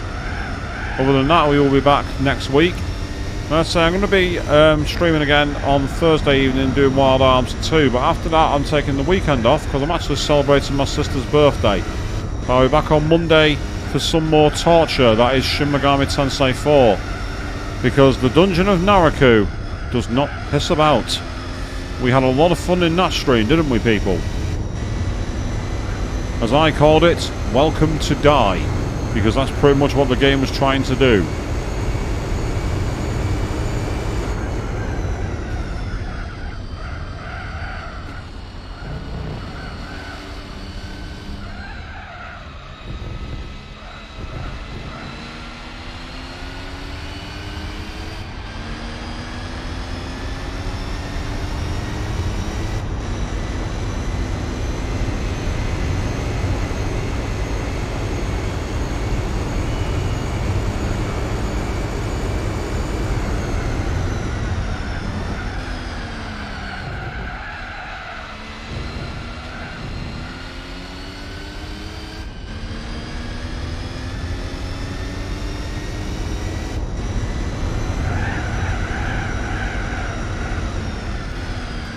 I saw a video today about Gran Turismo, by the way, which had a clip in it of something that I really want.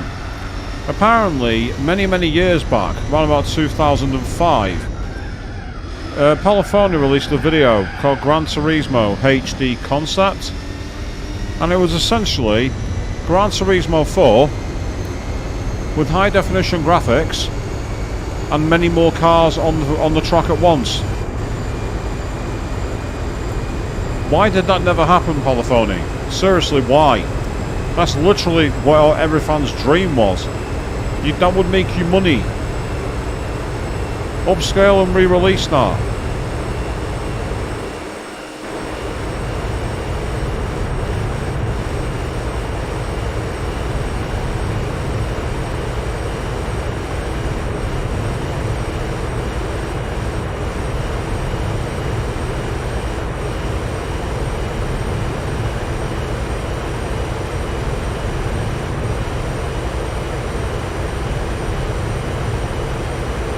F1 race at City d'Aria.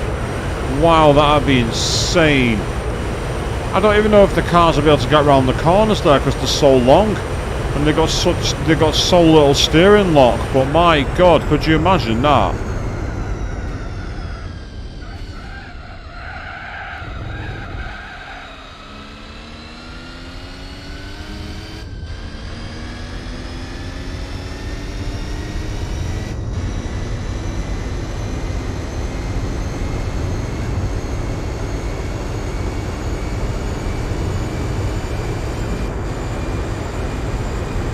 We're nearly at the home stretch, people. We're almost there.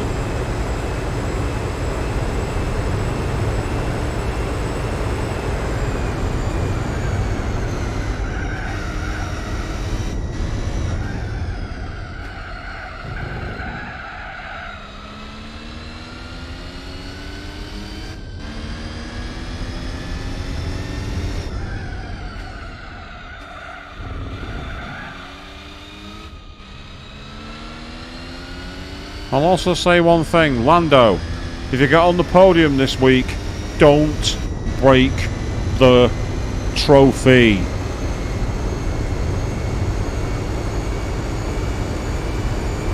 Your little champagne trick finally bit you in the bottom last time. Knock it off.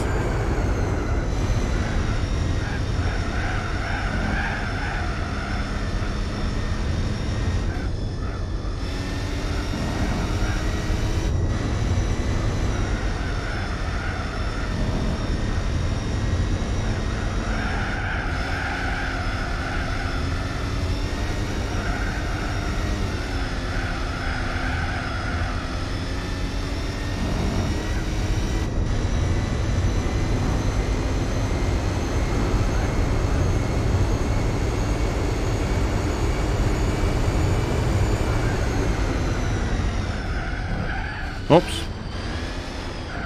That's not really the racing line, but I'll take it anyway.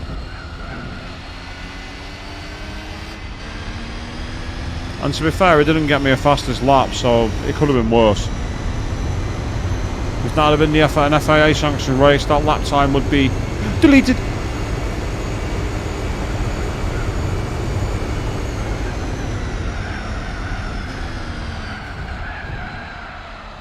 Yeah, McLaren basically, Joe, what they've done this season is what they did in 2009, where they had a junker of a car for the first half of the season, and then basically introduced the B-spec, which made them a lot faster.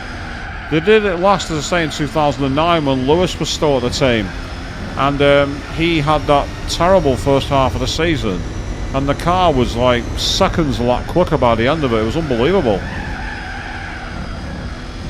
And they always say that you learn more from a bad car than you do from a good car. With Red Bull already switching to next year's car apparently because of the simulator time loss they're losing, it could be interesting how next season turns out if McLaren continue to develop at the rate of knocks that they are. They did identify early on they'd made a massive fundamental error, and it's going to take time before they got it ready to be righted. But, you know, they proved their doubters wrong. I mean, everyone was saying that Oscar Piastri had thrown his career away by walking away from Alpine. What price the thoughts of those critics now?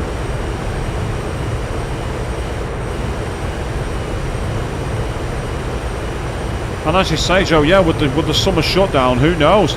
They may come back at Amsterdam or Monza or Singapore with something even more monumental. So to see a team go from the position they have to where they are now in a season is pretty extraordinary, and massive congratulations to them, because it's not easy to turn a season around like that.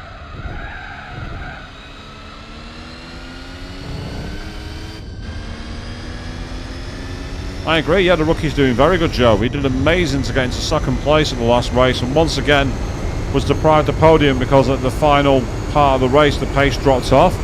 But still, great haul of points. He's done a brilliant job. And you got to say hats off to Lando, who's proven that he's everything that everyone said he was in terms of being a driver.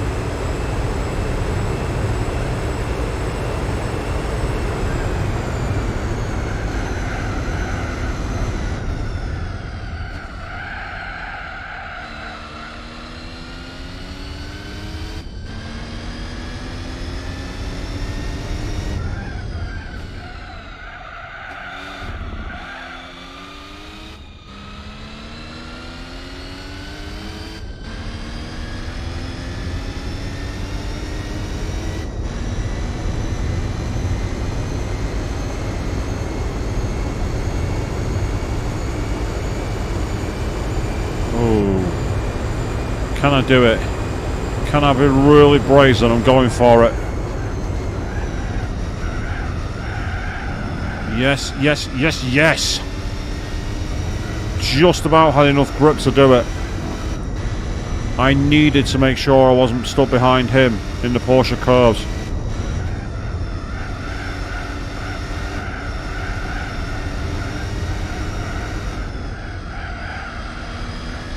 That has saved me valuable time.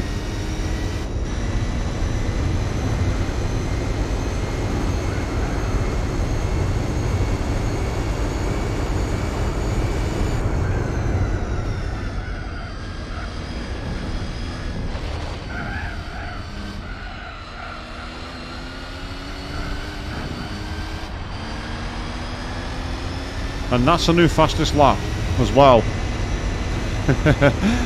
Might have been a little cheap in the way I got parts of it, but I don't care. And we're doing very, very strong here. Pace is looking good. Fuel is not, so even if my tyre wear holds out, I'm going to have to go into the pits for fuel. Which is okay, I don't mind that.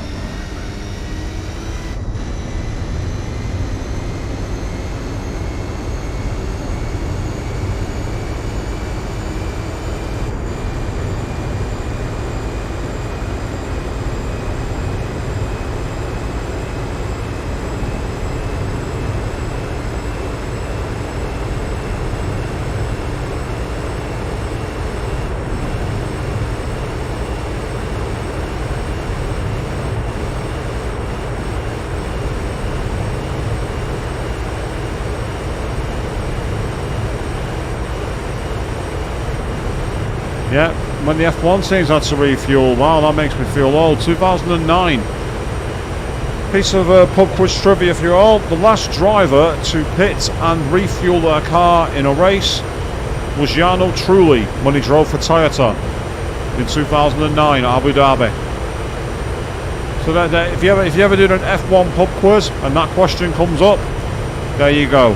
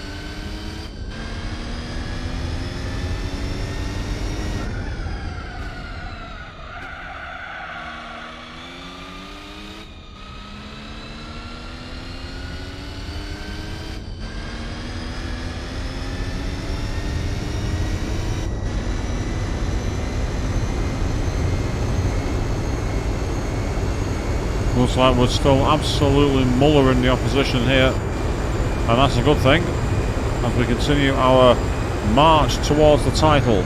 We've won 3 races, the championship's ours, but we want the sweep, we want to win in style.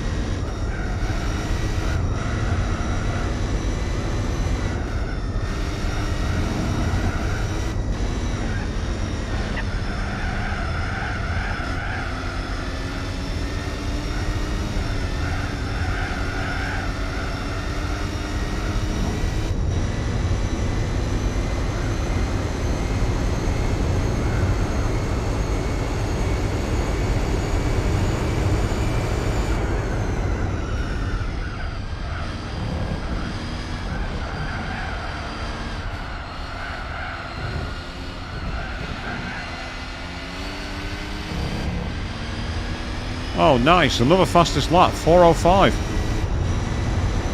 That's fast. I'm actually impressed with that. I didn't think I'd go that quickly. That's awesome.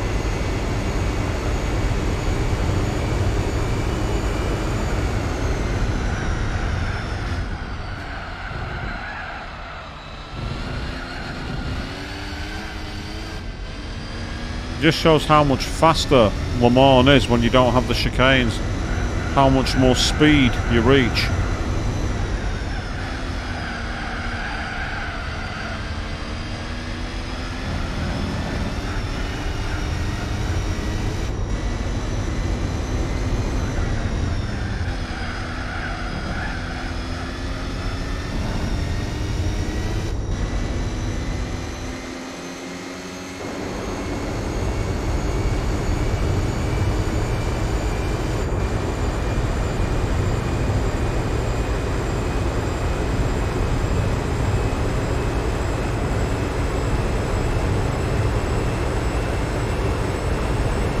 Okay, one more lap after this and then we can pit for the final time with any luck, and then you can count them down, people.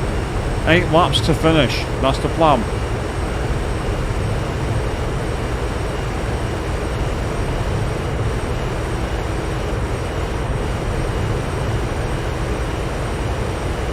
And the fuel will be on 1 bar, we will be down to fumes with any luck.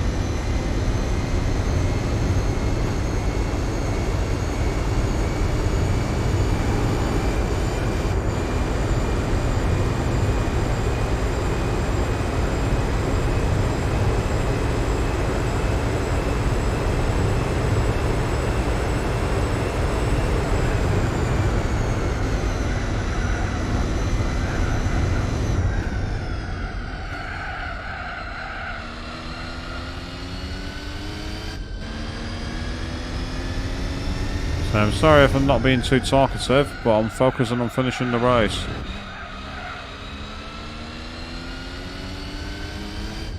There we go. Keeping constant traction, trying to just be gentle with the tyres so I can get them one more lap around, and that way I don't have to do too much management to complete the race.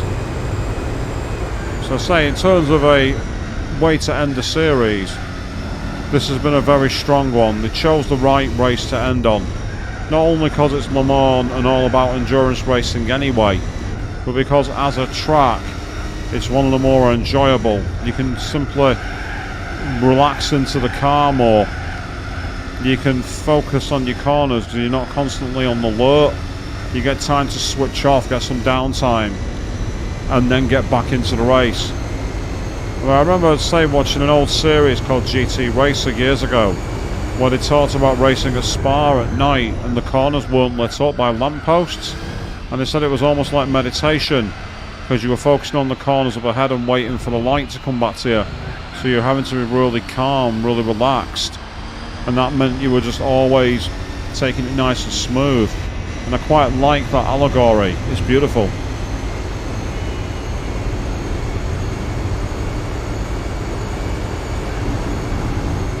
That was a brazen pass. I'm actually amazed that worked.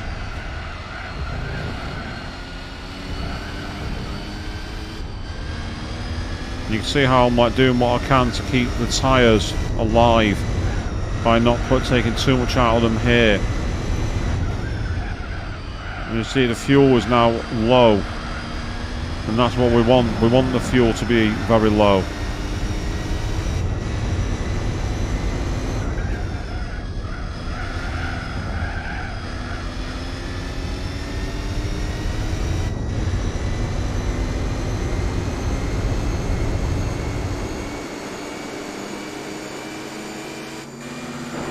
Thank you for the slipstream, Mr. Corvette driver.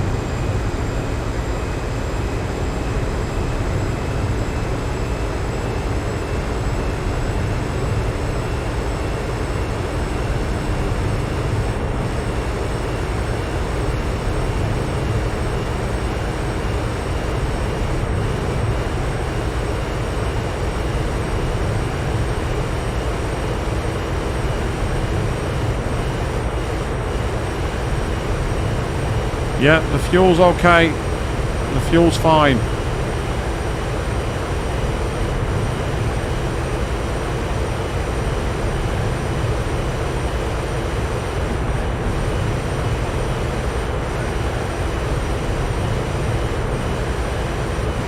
Take 2.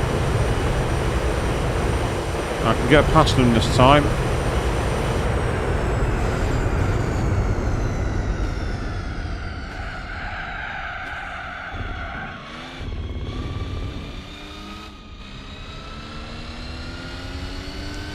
If I'm right, we should have about between 4 and 8 units of fuel left.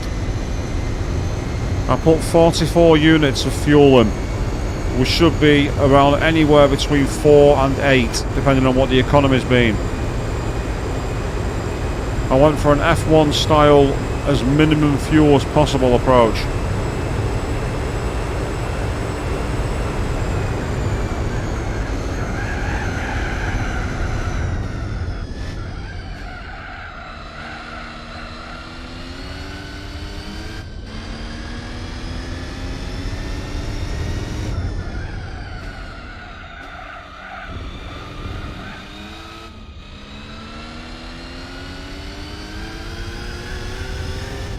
Oh well, burn the tyres out. I'm changing them this lap anyway, so wasn't the smartest move to burn my tyres there, but I'll be okay.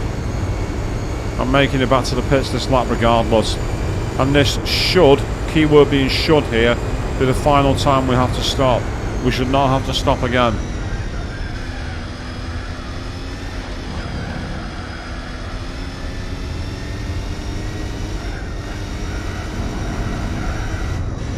Yeah, you can definitely feel where the gripper's gone now at the back, can't you, people? But just to give you an idea of context, when I did the Nordschleifer, 2 laps and these tyres were done. So on the 3rd lap I had to pit in. This lap is about 2/3 the distance of the Nürburgring, and I made the tyres on average last longer, purely because of the lack of high-speed cornering, the lack of slow-speed traction zones.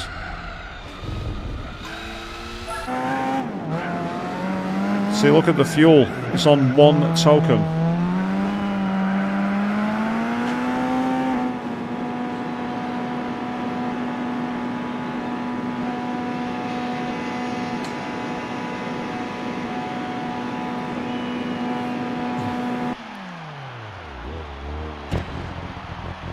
Yep, 7. Told you. So what I want to do here is go anywhere between 47 and 50 just to make absolutely sure. And that'll do nicely. Little extra fuel just to make sure.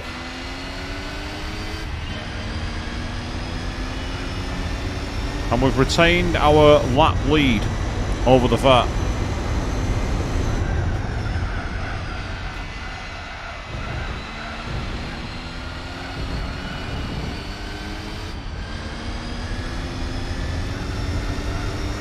So now it's down to us to essentially make it to the end.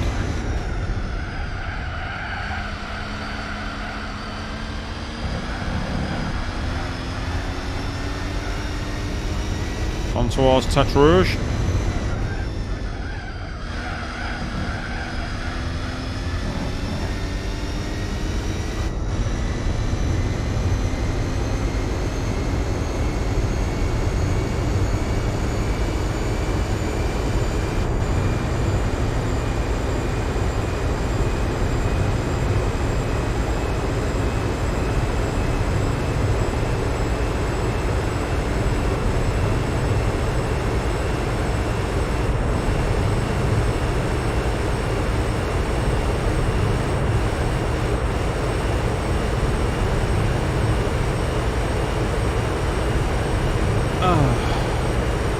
relax into it, people.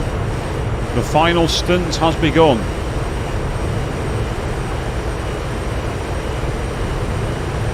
And we're set to finish at around about 2 hours 26 minutes, I reckon.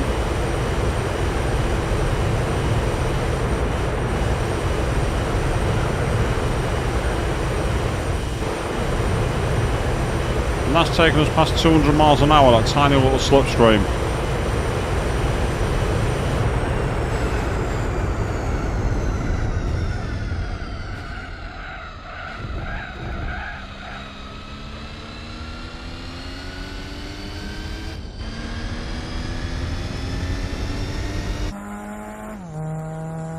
It's only just come into view, would you believe?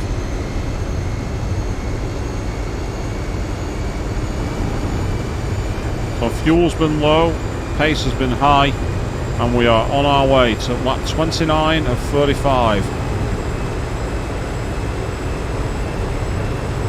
Yeah, that speed difference is the same, wasn't it? It just shows how much I've optimised my car for the event and the computer hasn't.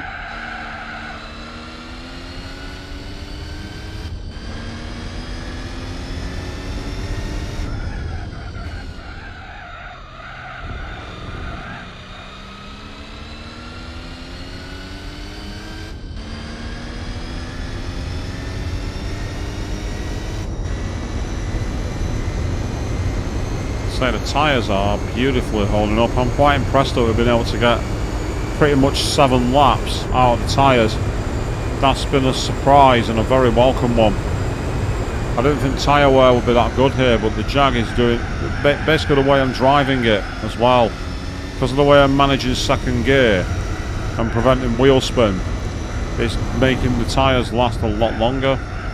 But I think the rest of the gears, because the gear ratios are so long, there's not as much torque going through the tyres, whereas in the second gear I think it's a random spike. If I'd really spent a long time on setup, it's quite possible to really figure out the gears, but it's not important. What matters to me now is getting to the end.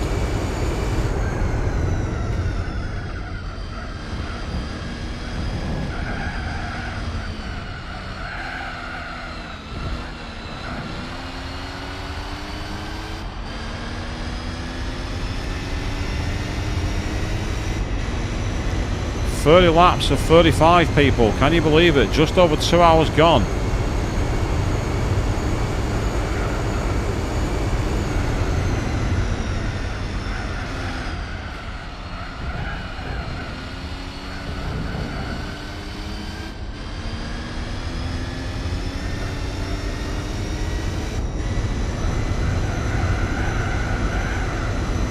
A little bit of slide there, but nothing too serious.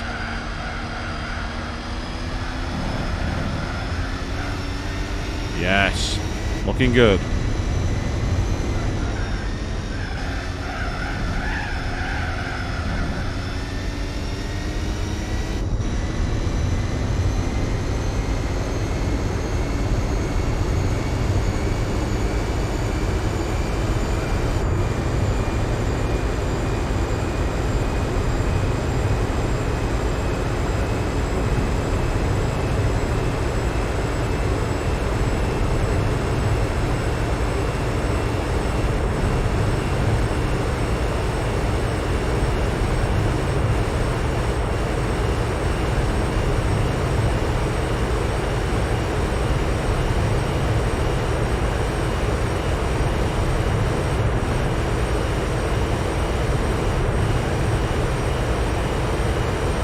Looking good. 195. Smashing the Mulsanne.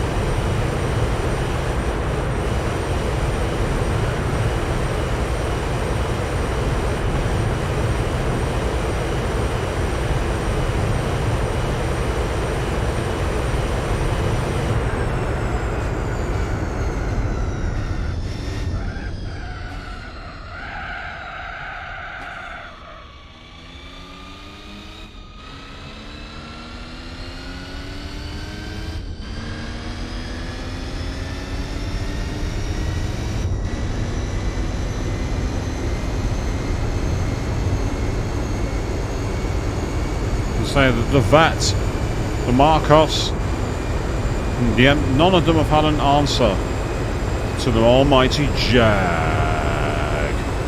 The Jag has been a gulf beyond them.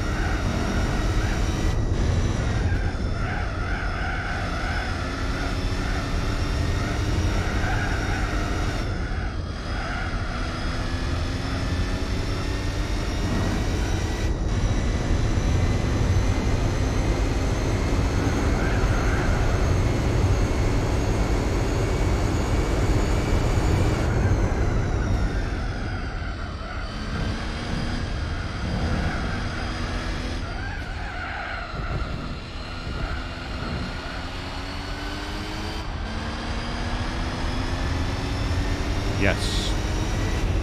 Not much to say, people. I do apologise if the commentary's dried up, but how many more times can I say the corners I'm going into?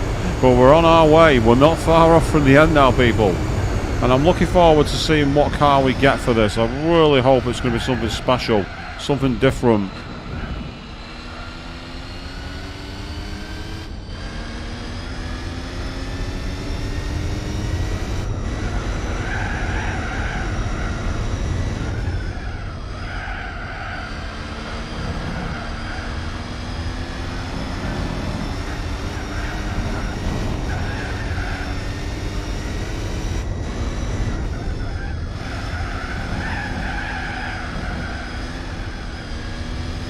Just about kept that out of the sand then. I got right near the edge, but I got away with it.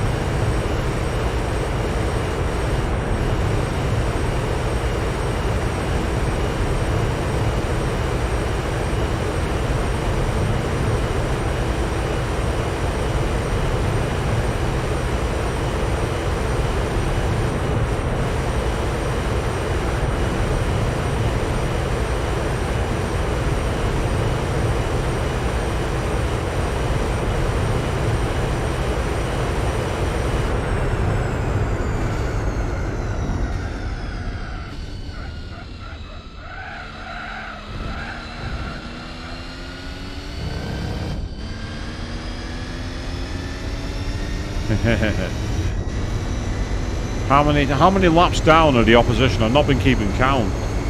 It'd be interesting to know, but I don't think it's going to tell me.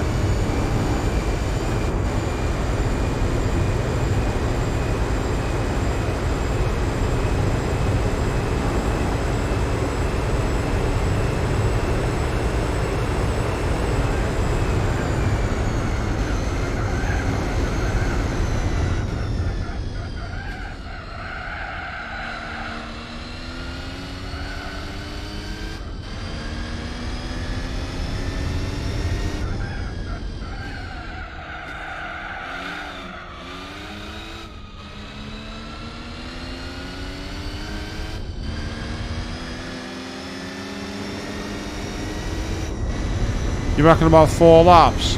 Yeah, I'm the same, Joe. I honestly don't know how many laps down. the opposition are. Considering that this is a 4-minute lap, that's pretty dominating in terms of performance. In terms of performance, that's a pasting and a half. Considering I've also likely done more pit stops than them, because my pace is so much higher, I'll warm my tyres out a lot more.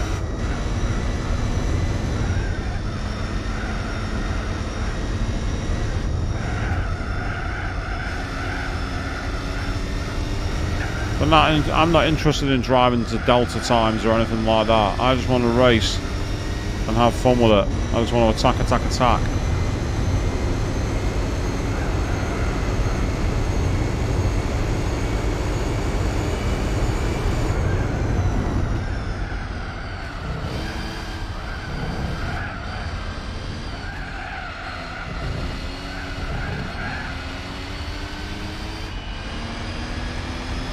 I was a 409, not bad.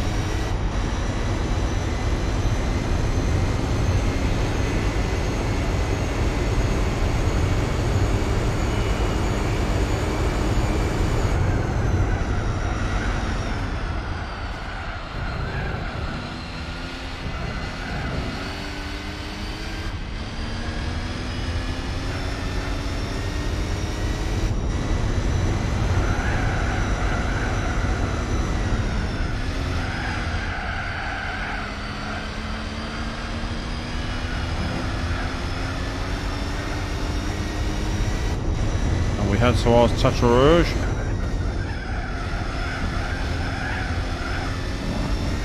And now we've got 2 cars to draft here.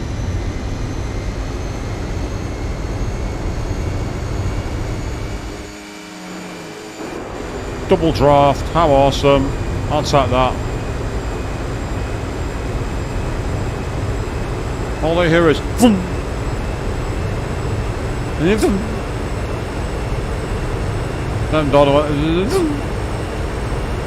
that's literally what it was like for them.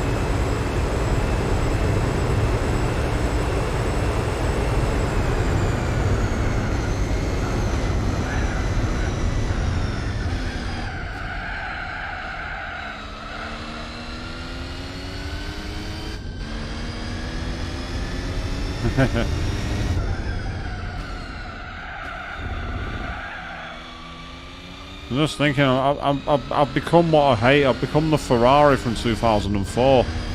It's so dominant that there's not much to really say. I feel like a fraud in terms of racing here. I really do. It's not the driver, it's the car, and you would be, yeah, correct. In this case, it is the car. The car is completely and utterly dominant.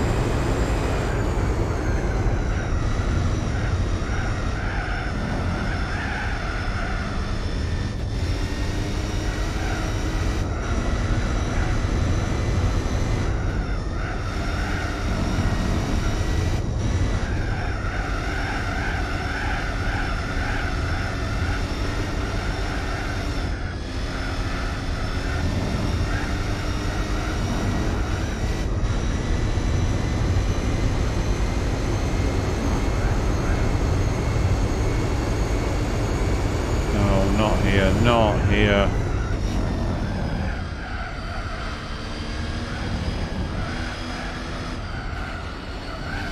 Sorry, Mr. VW driver, I'm not being slowed down by you. I'm not having that. No way. 3 laps to go, people. Let's count them down. Only 3.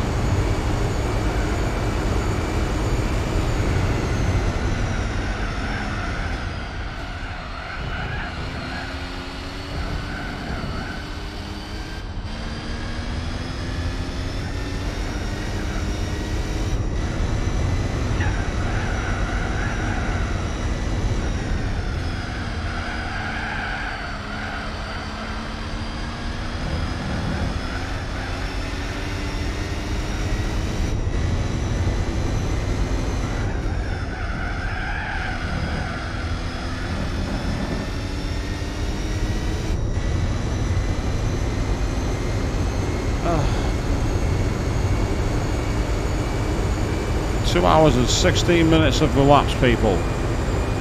How awesome is this? Can we get to the end before 2 hours and 30 minutes? And considering the length of the circuit, that would be an awesome job, to say the least.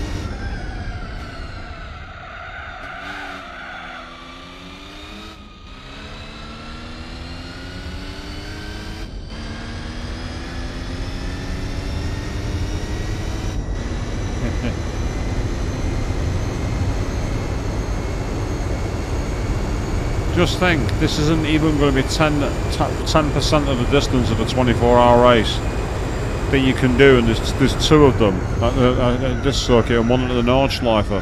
How crazy is that?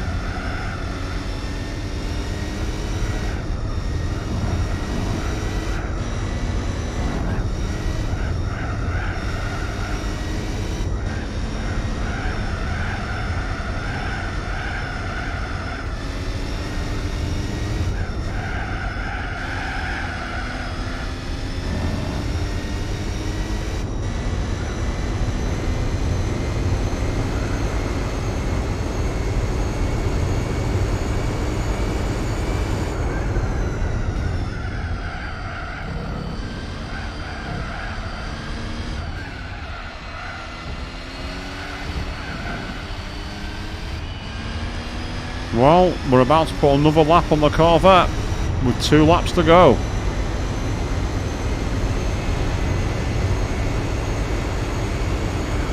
There he is.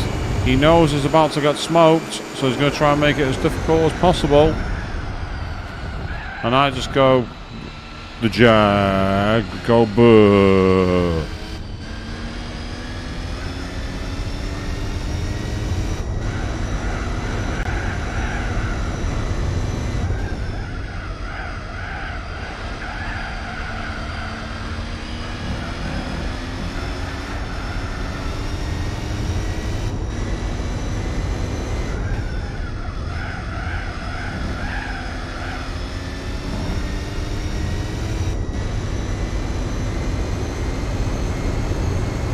So this will be a good indicator of just how much faster the Jag is compared to the Vet.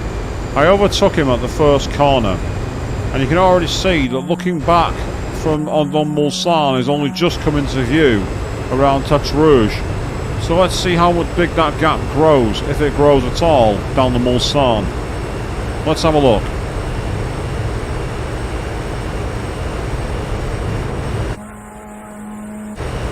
Well, already is barely a dot in the rear view camera.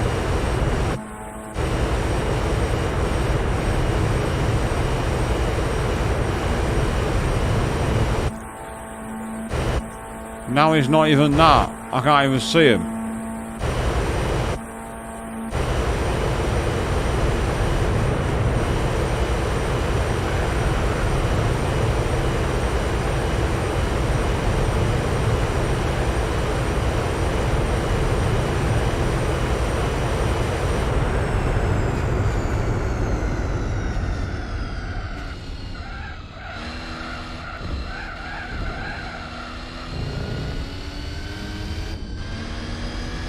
So the difference already is that little gap is about 100 metres already pulled out. Now if we go down the Indianapolis straight, this will give us an even better indication. That's huge. That's a massive gap.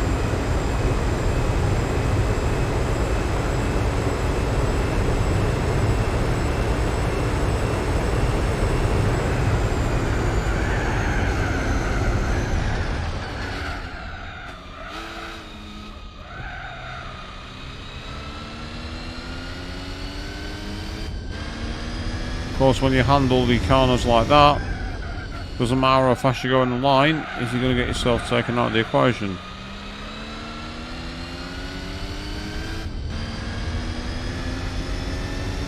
One more lap, people, after this.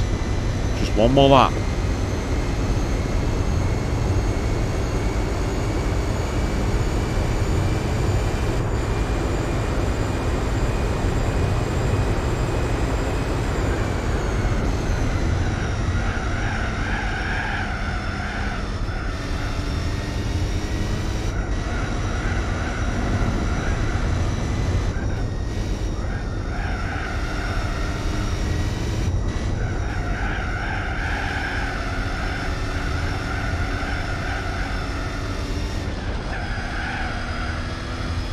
I mean, I could for a laugh pit in and put soft tyres on, but I don't want to. I don't see the point. If it's showboating for the sake of showboating, I'd rather just get the race over with.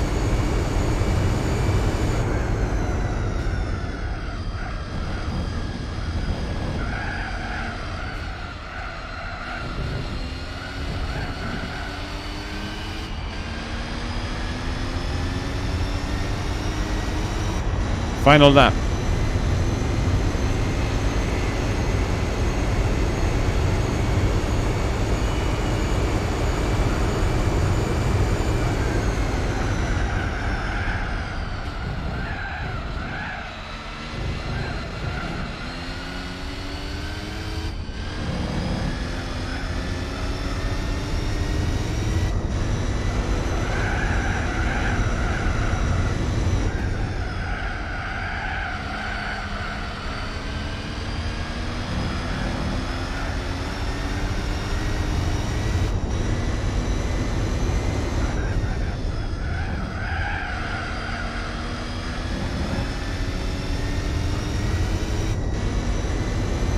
So we are very, very, very close to the end. We're low on fuel, we're low on grip, and we're low on energy because we've been at this hard for a long time. It's been 2 hours and 24 minutes, barring any disasters.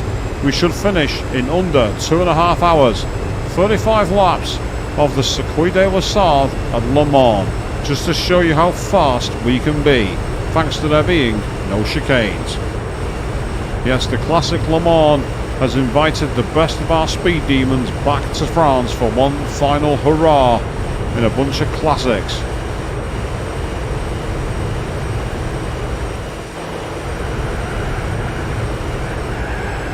The problem I've got now is my tyres have got so little grip in them. I can't do ultra high level overtakes on the Mulsanne without spinning out. So This is going to be a bit of a patient lap, this. To try and make sure I've got enough grip to get home. That's the theory.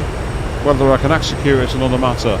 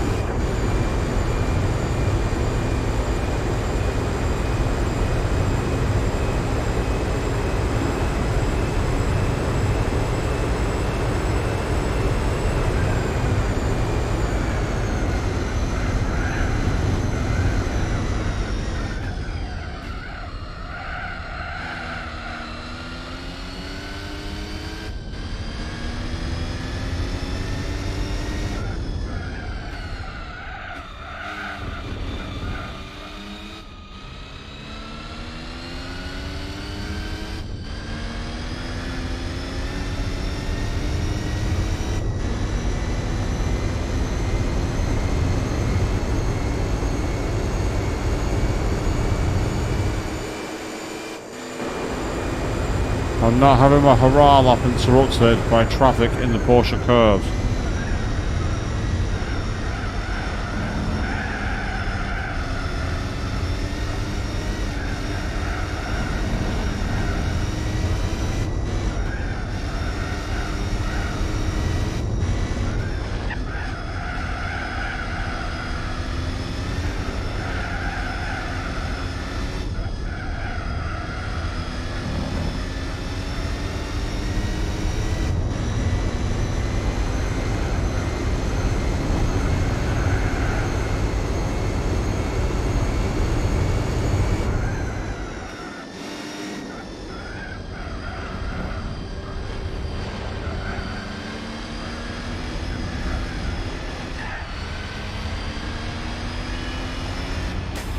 And there it is.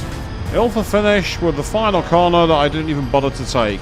Well, the Mazda was 8 laps down. Wow. The Corvette was probably a bit fewer than that, but yes, 8 laps down the Mazda in third place. There were 8 laps down. That's absolute insanity. They finished more than half an hour behind me. Wow. So we've done a clean sweep of the races. 40 points taken from 40. We have a maximum. And the sports hard. It was a lights to flag finish. Pole position, fastest lap. The Grand Slam to finish the championship. The Nissan's probably like 16 behind. The Nissan's ridiculous. So there's an extra 300,000 credits for completing the championship. We have won. So, now the big question. What is our reward? We have won.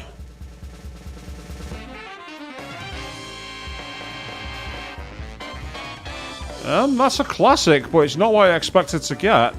The Alfa Romeo Giulia Sprint Speciale from 1963. I'm a bit disappointed, really. It's a nice looking car, but I'd have liked a proper classic Le Mans car. I'm quite disappointed by that. That's not a brilliant...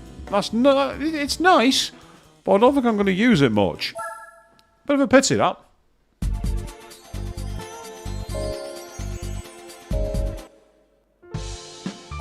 So there's our save. We are now saved to storage. 43.8%. And as you say, Avian, yes, it's pretty, but that's all we can say. There's not much else to say on it, is there? For winning a race a series as long as that, that's not the best prize. I'm kind of disappointed, to say the least. I'd have wanted something a bit better than that, but never mind. We actually won it. We are the overall champion, and you can see there it's actually got our fastest lap times in all the races that we've done. Yes, grueling. All I have to say, that was a grueling effort. But it was fun. I enjoyed it. So out of curiosity, then, let's see what we've got. We've got the Polyphony Digital Cup. What's this? Oh, you need standard or sports tyres for this one. Standard or sports tyres. Then we've got the World Circuit Tour. Ah, that's that premium sports lounge one. And that's no restrictions, turn up in any car you like. On the real circuit tour. Well.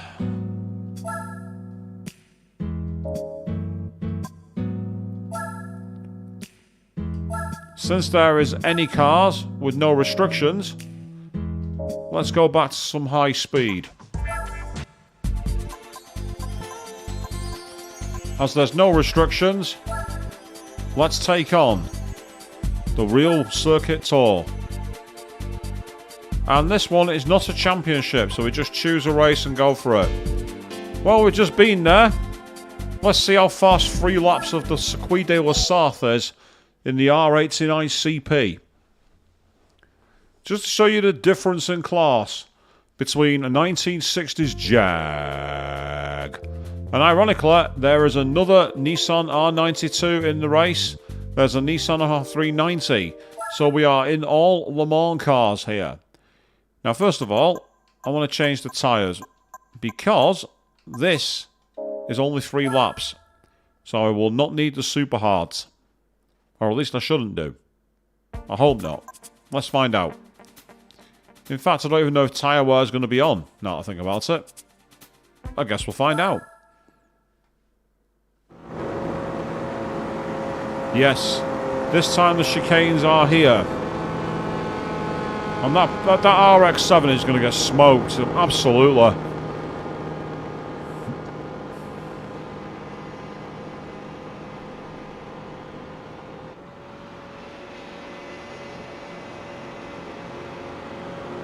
As we are in a Group C Le Mans Legend.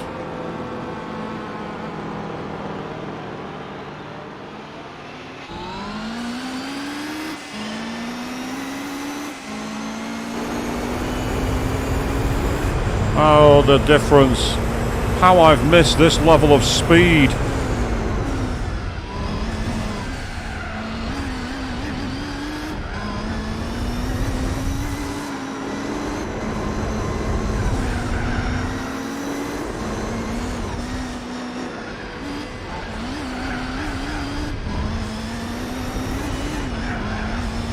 He literally ran me out of road then. He actually put me onto the sand, that Nissan. I'm actually disappointed in him. But no matter, because I'm a lot faster than you. Get out of my way.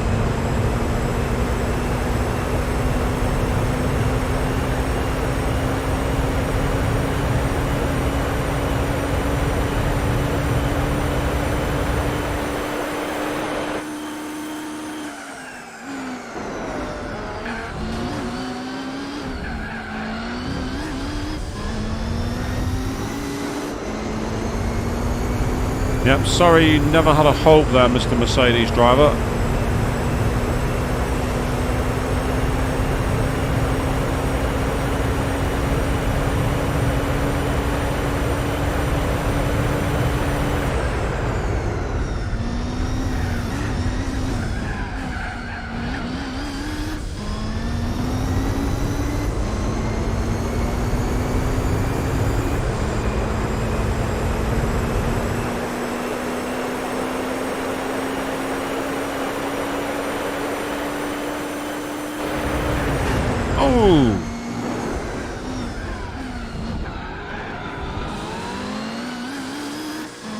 He planted his car in the position that I couldn't get past him, which is, well, what you should do, really. But not this time, my friend. The 80s beats the 90s.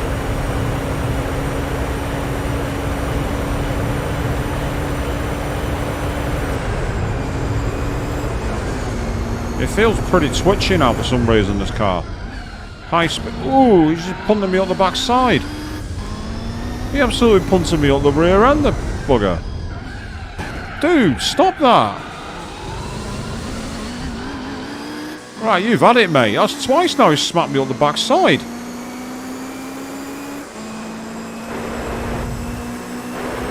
Get out of my way. Whoa, nope, that's not worked. Jesus Christ, this car's not messing about. Evidently, it's got better cornering ability than I have. This is quite an interesting duel as a result of this. No matter though, it's early in the race, there's 3 laps.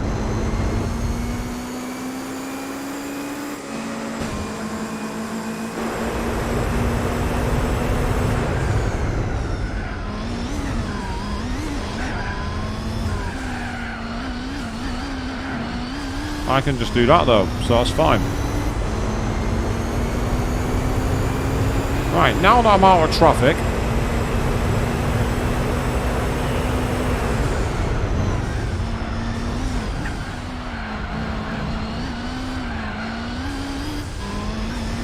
let's try this again.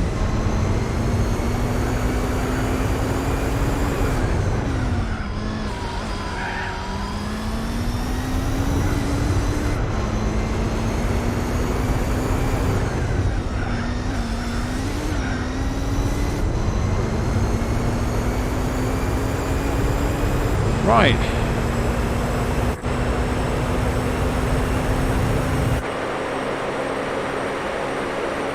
Doesn't look as pretty, that, does it? That's kind of cool, but it's also not.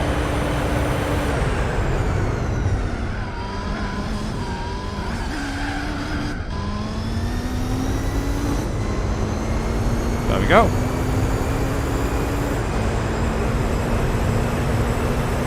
And interesting, the Nissan R92 CP is now stuck in a battle, but that RX-7, look how far behind it is.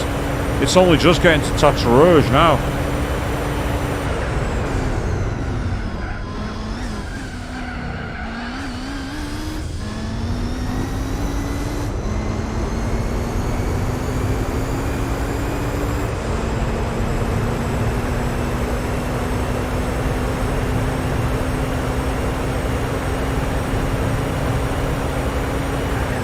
Oh!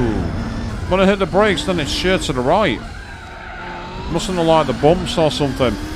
It's okay. There's no damage, but it's just like, whoa, what the hell? And now I know.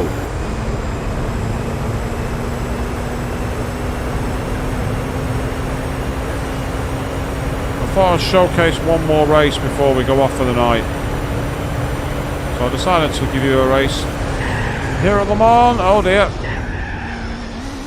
I tell you what, that could have been much worse. That was well caught. That could have been much, much worse. I got a real tank slapper as I was going into the braking zone that put me on the grass.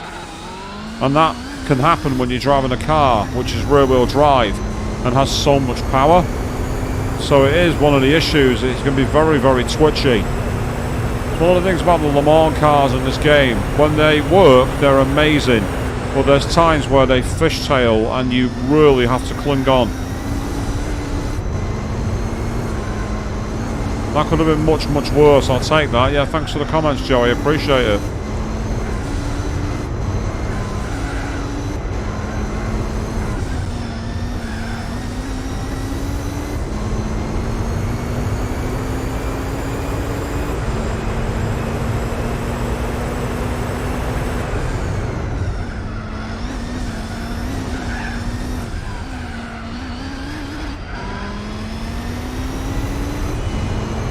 Massive amount of time found there, and even with that massive tank slapper moment, we're still 6 seconds clear. And interestingly, the Sauber C9 has overtaken the R92 CP.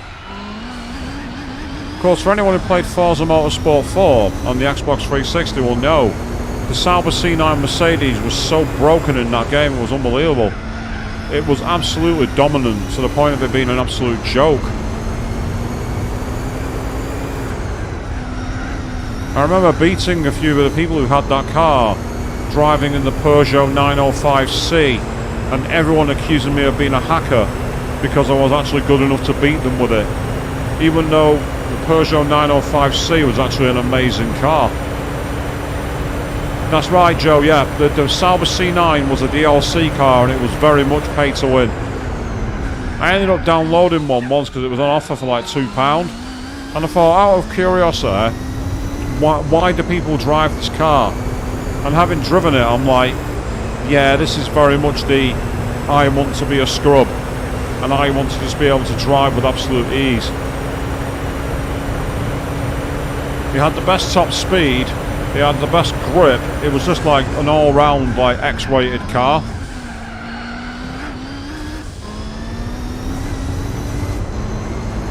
Well, the thing is, Joe, that's what people were like back. Say this was around about 2011, 2012. So when I raced online, I used to race online, but I went away from it for that very specific reason, because it got to the point where no matter how good you were always being called a cheater of some kind, because you were achieving stuff they couldn't do. And it didn't matter if you were in like a Le Mans car or if you were racing them in a road car. I remember winning a race we did like what was known as a toge event on the track called Fujimo Kaido, and we all drove JDM cars, so Japanese dynamic machines, basically the 90s Japanese cars. And I dominated a race in a Honda NSXR, absolutely dominated it. And everyone called me a cheat. I was using like, you know, special tyres and all other kind of stuff, and I was circumventing the rules. And I'm like, no, it's just that I've got a car that's incredibly well set up, and it's the fucking Honda NSX, one of the best road cars of the 90s. That's why. There was a reason that car was good. It was tuned by Ayrton Senna. If it was good enough for Senna, it's good enough for anybody.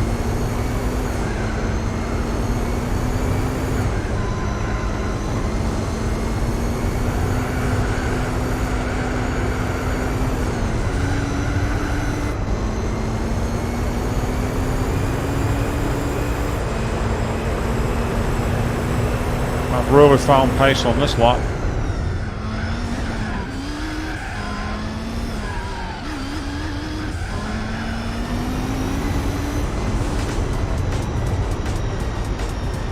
Yeah, much quicker. Just under 10 minutes, not bad. Pretty decent speed, actually.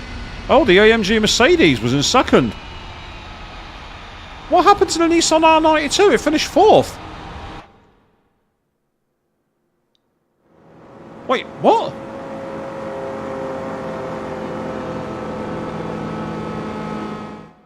What the hell happened?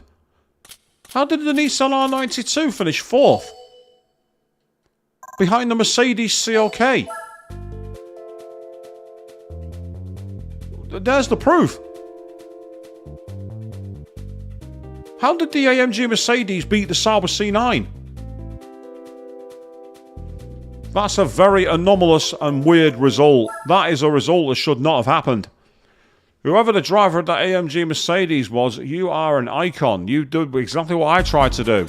You took that car to a whole level. Yeah. You say that when you did the R89C, you think it's brilliant, but you did the test, you didn't feel comfortable with it. And so I think it's just one of those, once you get used to a car, it's great. But on that bizarre fluke result, I think that's actually a perfect place for us to wrap up for tonight. Yes, we have beaten the 1,000 miles, and we've now started the real circuit tour, and there is more to come as the game continues. So we will be back here with this game next week, probably next Wednesday. But we're going to be back on Thursday evening when we return to Wild Arms 2. Until then, thank you all very, very much for watching. And for 1,000 miles, give me a Le Mans car.